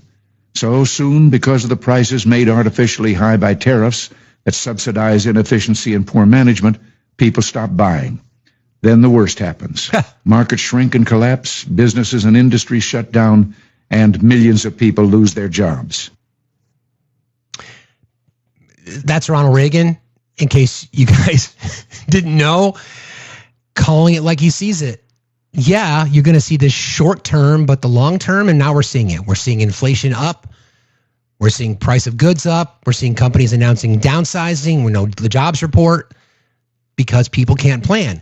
And I've talked about this with you guys before, right? As a former business owner and somebody who had, when I was a C-suiter, I had 550 people that were in my channel that I had to manage.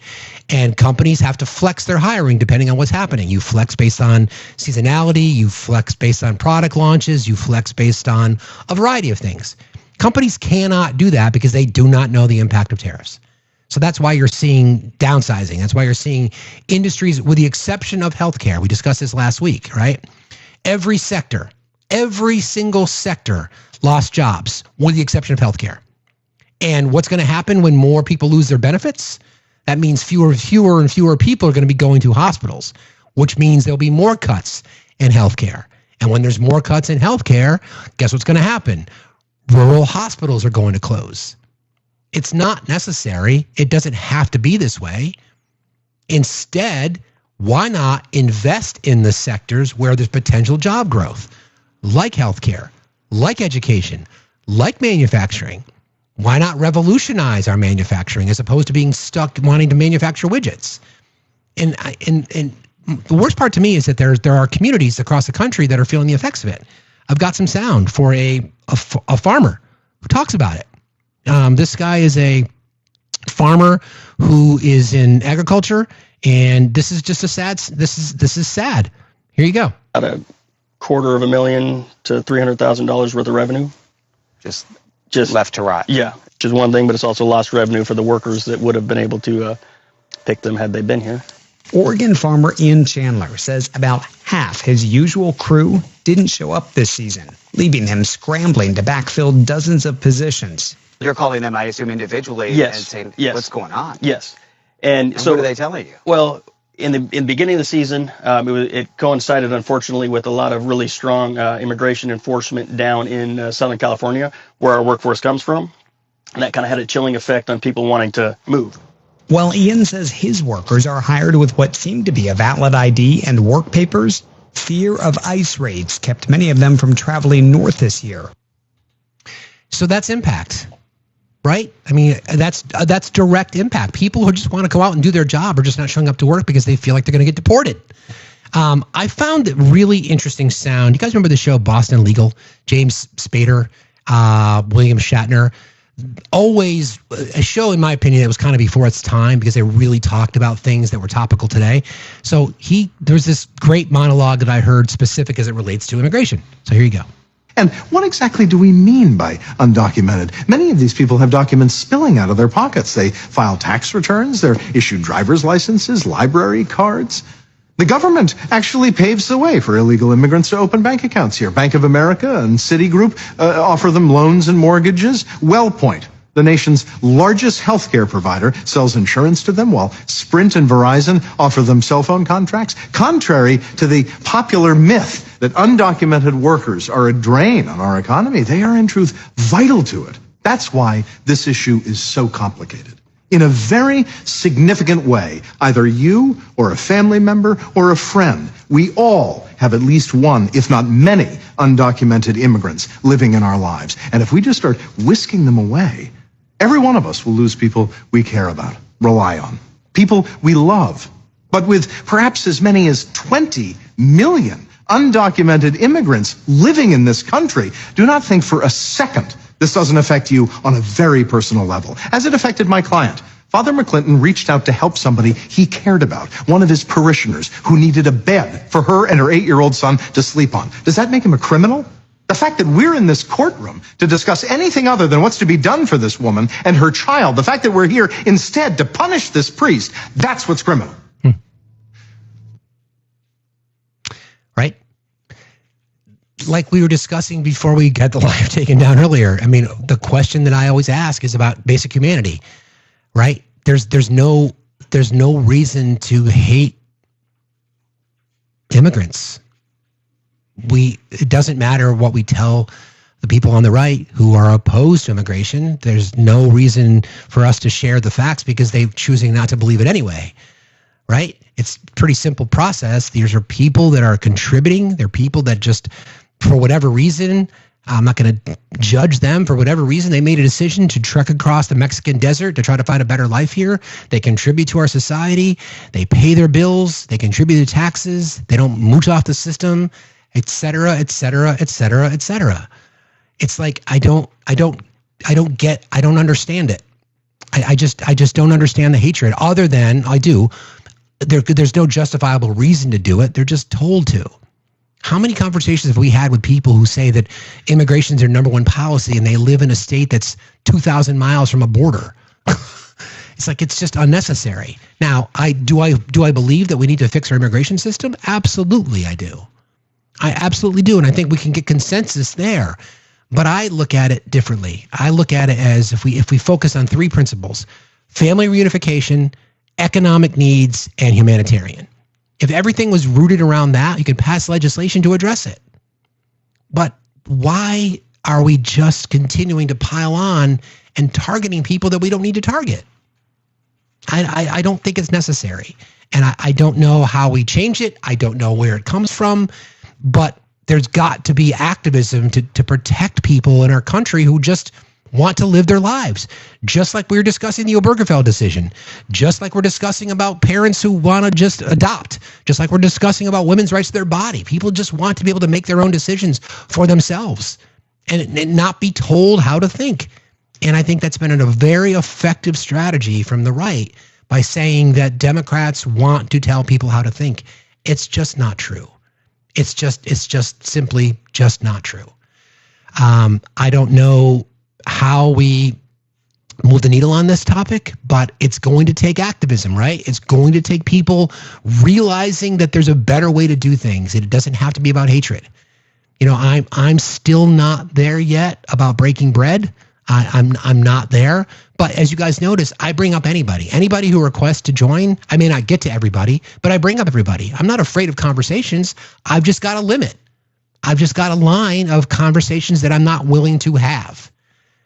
If we have conversations about disagreements on certain things about policy, then sign me up. I'll do it all day long.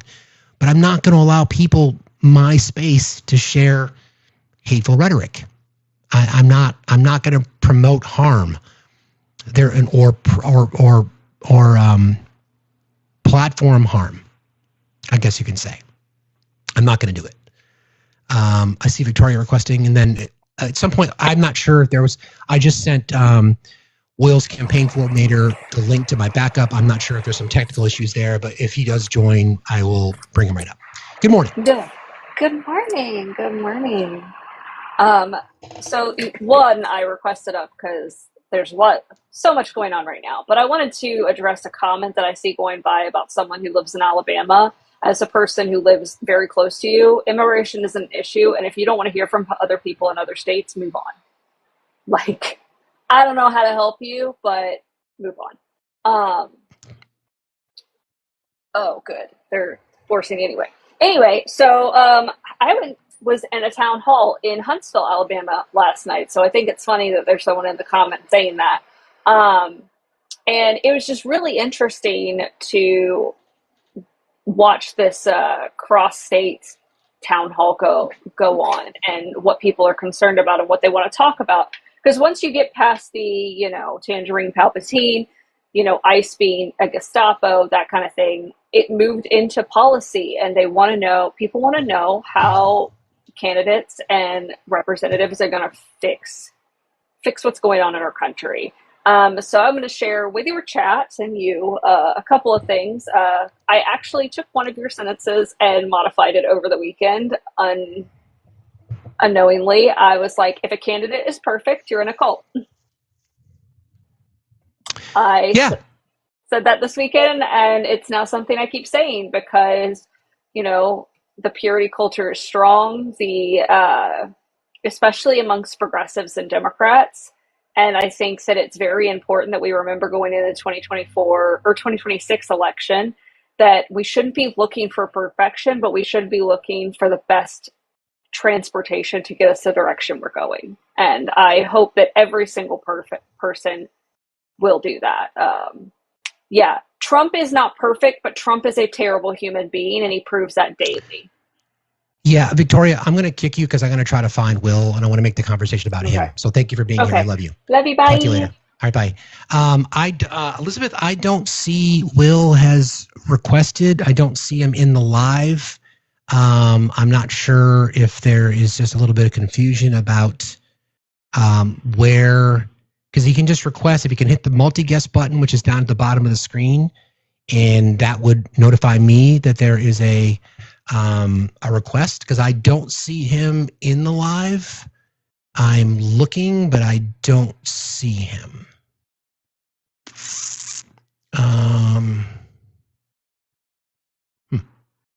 It's weird. If you want, again, oh, there you are. I got you. There you are.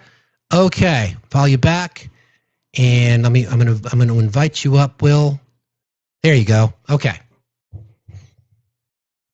There you are. Hold on a second. Just accept that invite, Will. If you got the notification from one of my moderators, please just accept that invite, and then we can get you up here. Let me do this.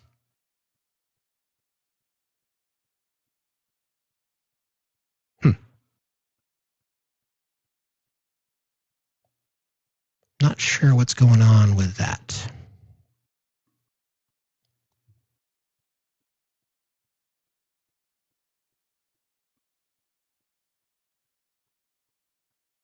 You can just accept that invite. There should be an invite on your screen, Will. You can just accept that invite, and that will bring you right into the live.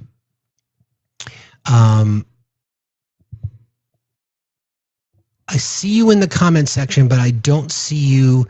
You should have an invite. If you just notice you can just accept it. If not, we can try that again. And there's a guest button. You can just accept that. We'll get you there. There you are. All you have to do is accept that invite. Okay, let me do that, and then let me do this again. There, I just sent you the invitation again. And then once you accept that, we can discuss friends, we're going to be talking to Dr. Will Boyd. Not seeing it on the MacBook. Interesting. Are you trying to join from your computer? That's going to be a problem. You're going to have to do it from your phone. I didn't realize that. I should have squared that with Elizabeth. Can't join from your computer in this setup. It has to be from your phone.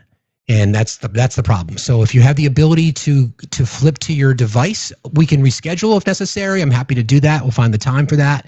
But there's an issue with integration between the app version and the online version, or the desktop version. So he'll join from his phone. Okay, got it. All right. So again, we're going to be talking to Will Boyd. Will's running for governor in the state of Alabama. Send the invite again. Okay, Will, you got it. Let me do this. Let me confirm that. Let me do this. Let me do that. There's the invite. This is what's called vamping. Everybody, continue to tap and share. Let's show some love for Will. I would just like to ask, friends, that once he does join us, I'm going to point you to the link tree that is in my bio. That is Will's Act Blue. We like to try to avoid donations for candidates based on election rules, election laws, specifically as it relates to campaign financing. So that will be something that we'll have to address. So please, I would ask you to not gift. Instead, support his campaign. If you'd like to support him, you can do so by going to the link in the link tree that is in my bio. It'd be the first link that you see. Not sure if he's been able to do that. Oh, there we go. Let me do this first. Hang on one second. We figured it out. Let me do this. Let me do this.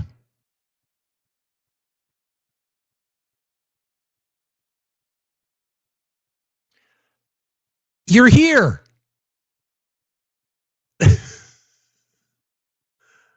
Hi, Will. Can you hear me? You might be muted.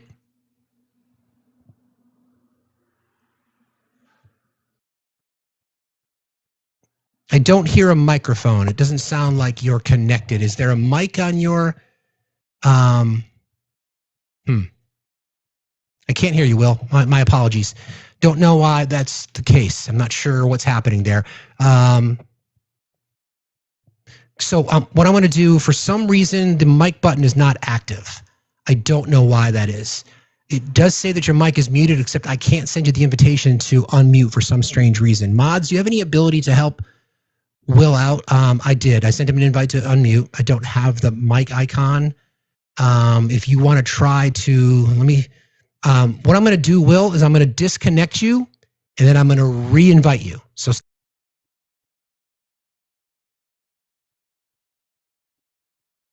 try that again. Accept that invitation.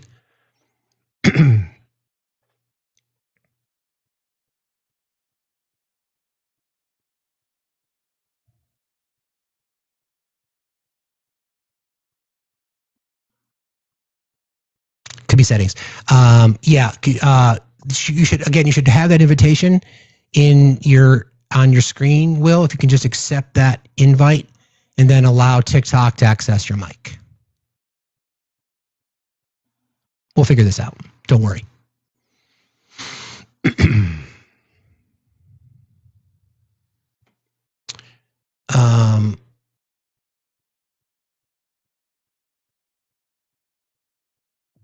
Yeah, again, probably permissions for the mic, which is fine. We'll figure it out.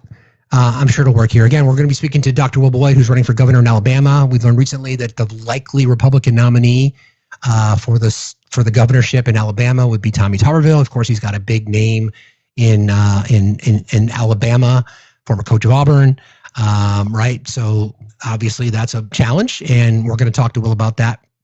We'll get this figured out. As you're continuing to try, please consider supporting Will if you'd like. You can find the link in the link tree that's in my bio. It's the Act Blue link. What I'm going to do is I'm going to invite him again. Okay, there's the invite. And there we go. Now I can see your microphone. Hang on one second. Your mic's still muted. You have to give it access. There should be an icon on your screen that is... yeah, I can't hear you. For some reason, I don't have the ability. Do you have unmute your microphone and hit save? There should be an icon, the little microphone icon. If you hit that microphone icon and then hit the save button, that should allow you to, okay. And you dropped. All right. Elizabeth, again, we'll continue to try this. Let's give it one more shot. I saw the mic icon that time, but I did not have the ability to send you an invite to turn it off. Let me invite you one more time. You're in here. We can do this. We're getting there. No problem. Yeah. It's a weird, let me try this one more time. Okay, we'll do this. All right.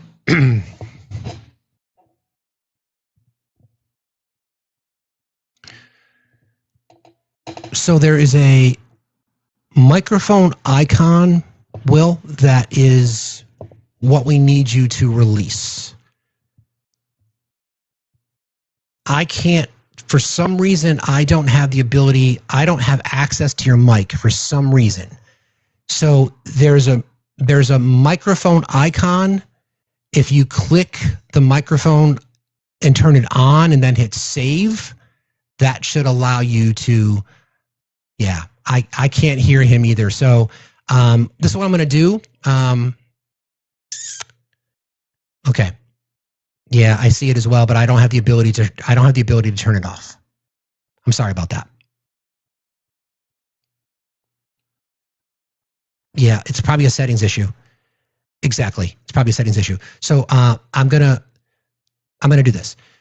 Elizabeth, let's talk. So it may be a settings issue, but I don't have access to his microphone.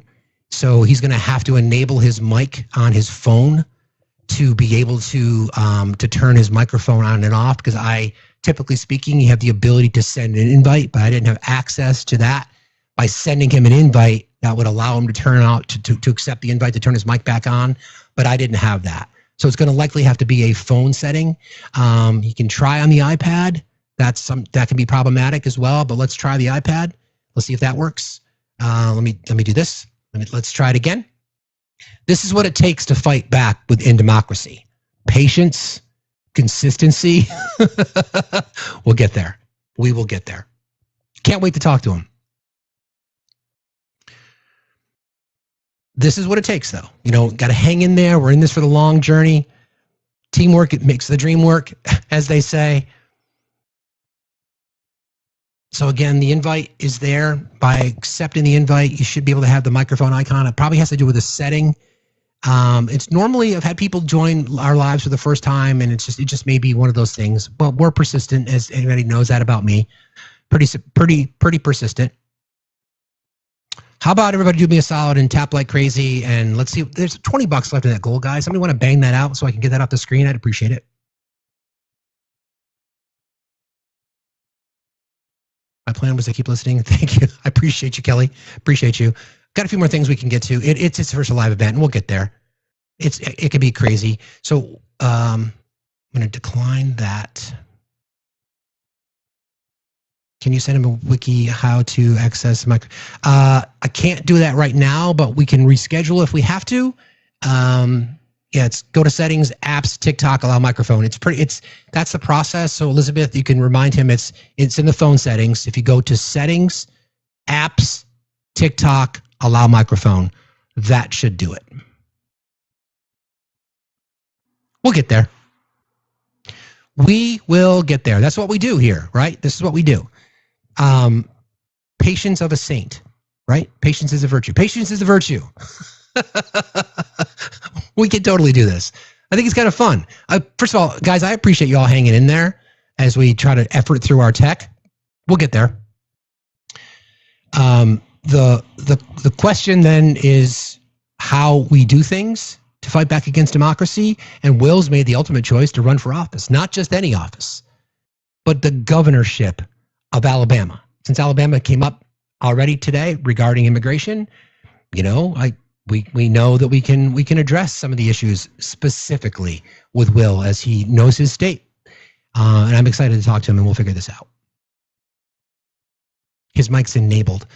Okay, so let's try again. Let me try again with the invite. Here's the invite. Invited.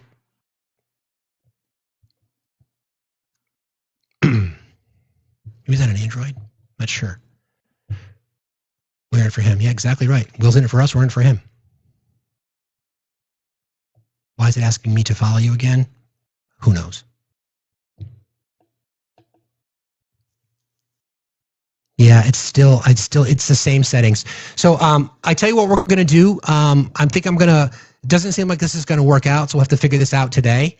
It's a microphone icon. It's a settings issue for some reason.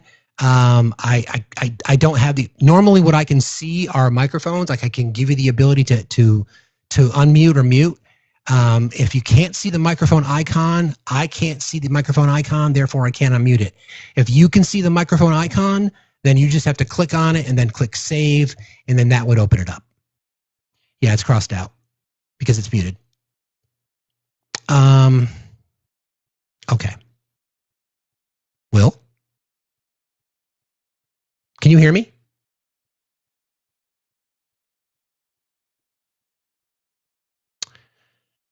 I can't hear you, man. I'm so sorry.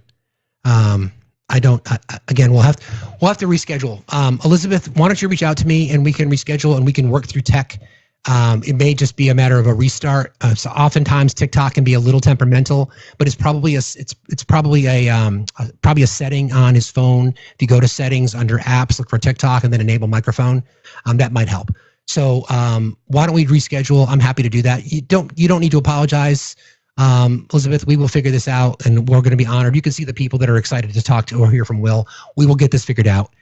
He may need to update. It's a possibility he might need to update the app. That's a possibility too. There's been a bunch of updates to TikTok recently. But we will figure this out. I promise you we'll figure this out. My apologies, friends, but this is what you do when you're an independent journalist and you are trying to fight back against democracy at every turn. So, but again, we will speak to Will. We'll make this happen. Okay. Let me, I'm going to shift gears a little bit and talk about some of the, at 2, JD.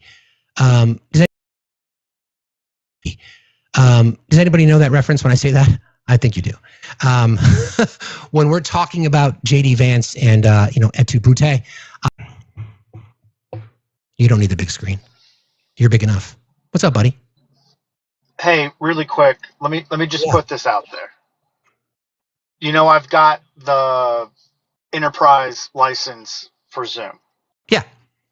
So if we wanted to have a Zoom event and record it and put it out there, we can do that. We can't stream both at the same time. That just never works unless we can figure that out. I'm sure it's not a big deal. We'll figure it out though. But I appreciate that. What else is on your mind?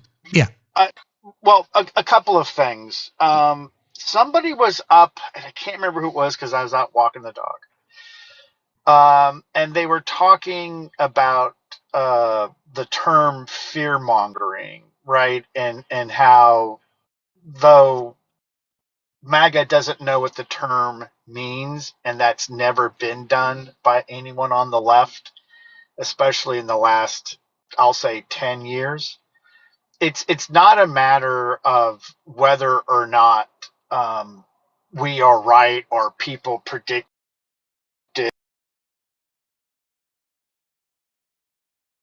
whether or not said things. Read and MAGA stopped learning somewhere around the 6th grade, right? And this isn't me bashing them.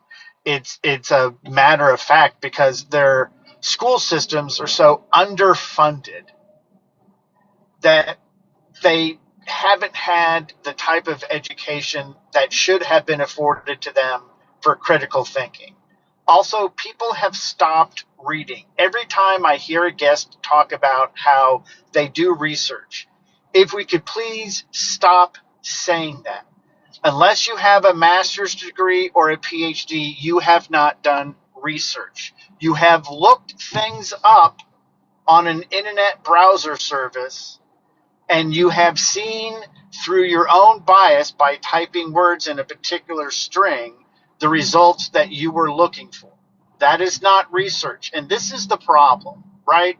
Is that people use things and things have entered into our daily vernacular, but not because we're using terms or things correctly. It's because people are frankly lazy and have stopped reading. And I think if people would simply go back to reading source material, go back to the library and check out books and stop relying on a fucking app for your information, we all would be better. But here's something that I think you should think about as a live topic.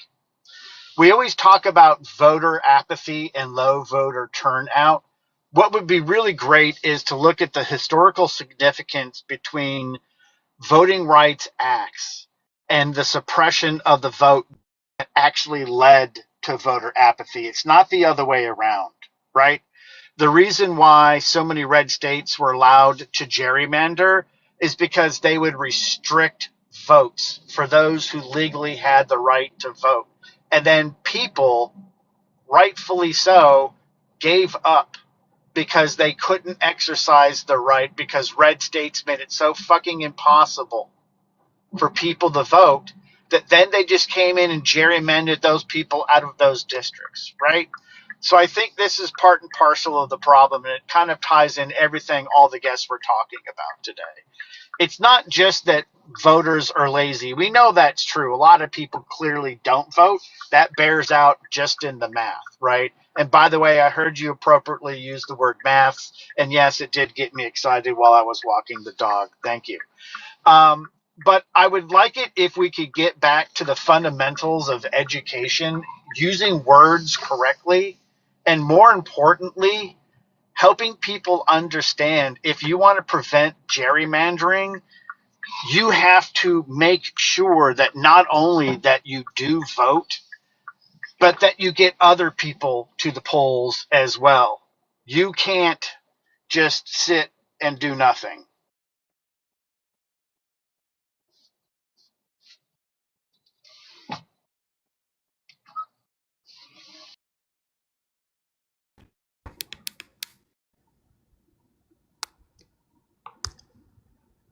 Hello?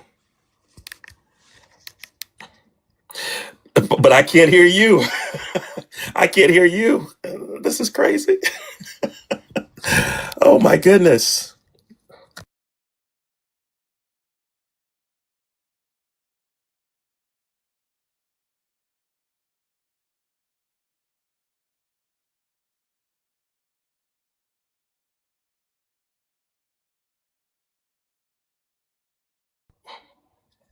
Can you hear me now?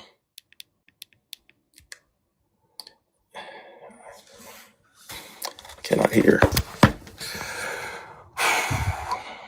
It's,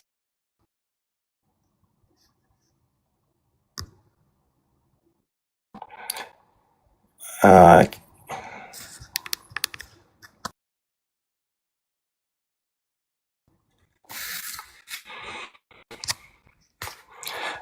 I can't hear you. I'm sorry. I'm going to try to.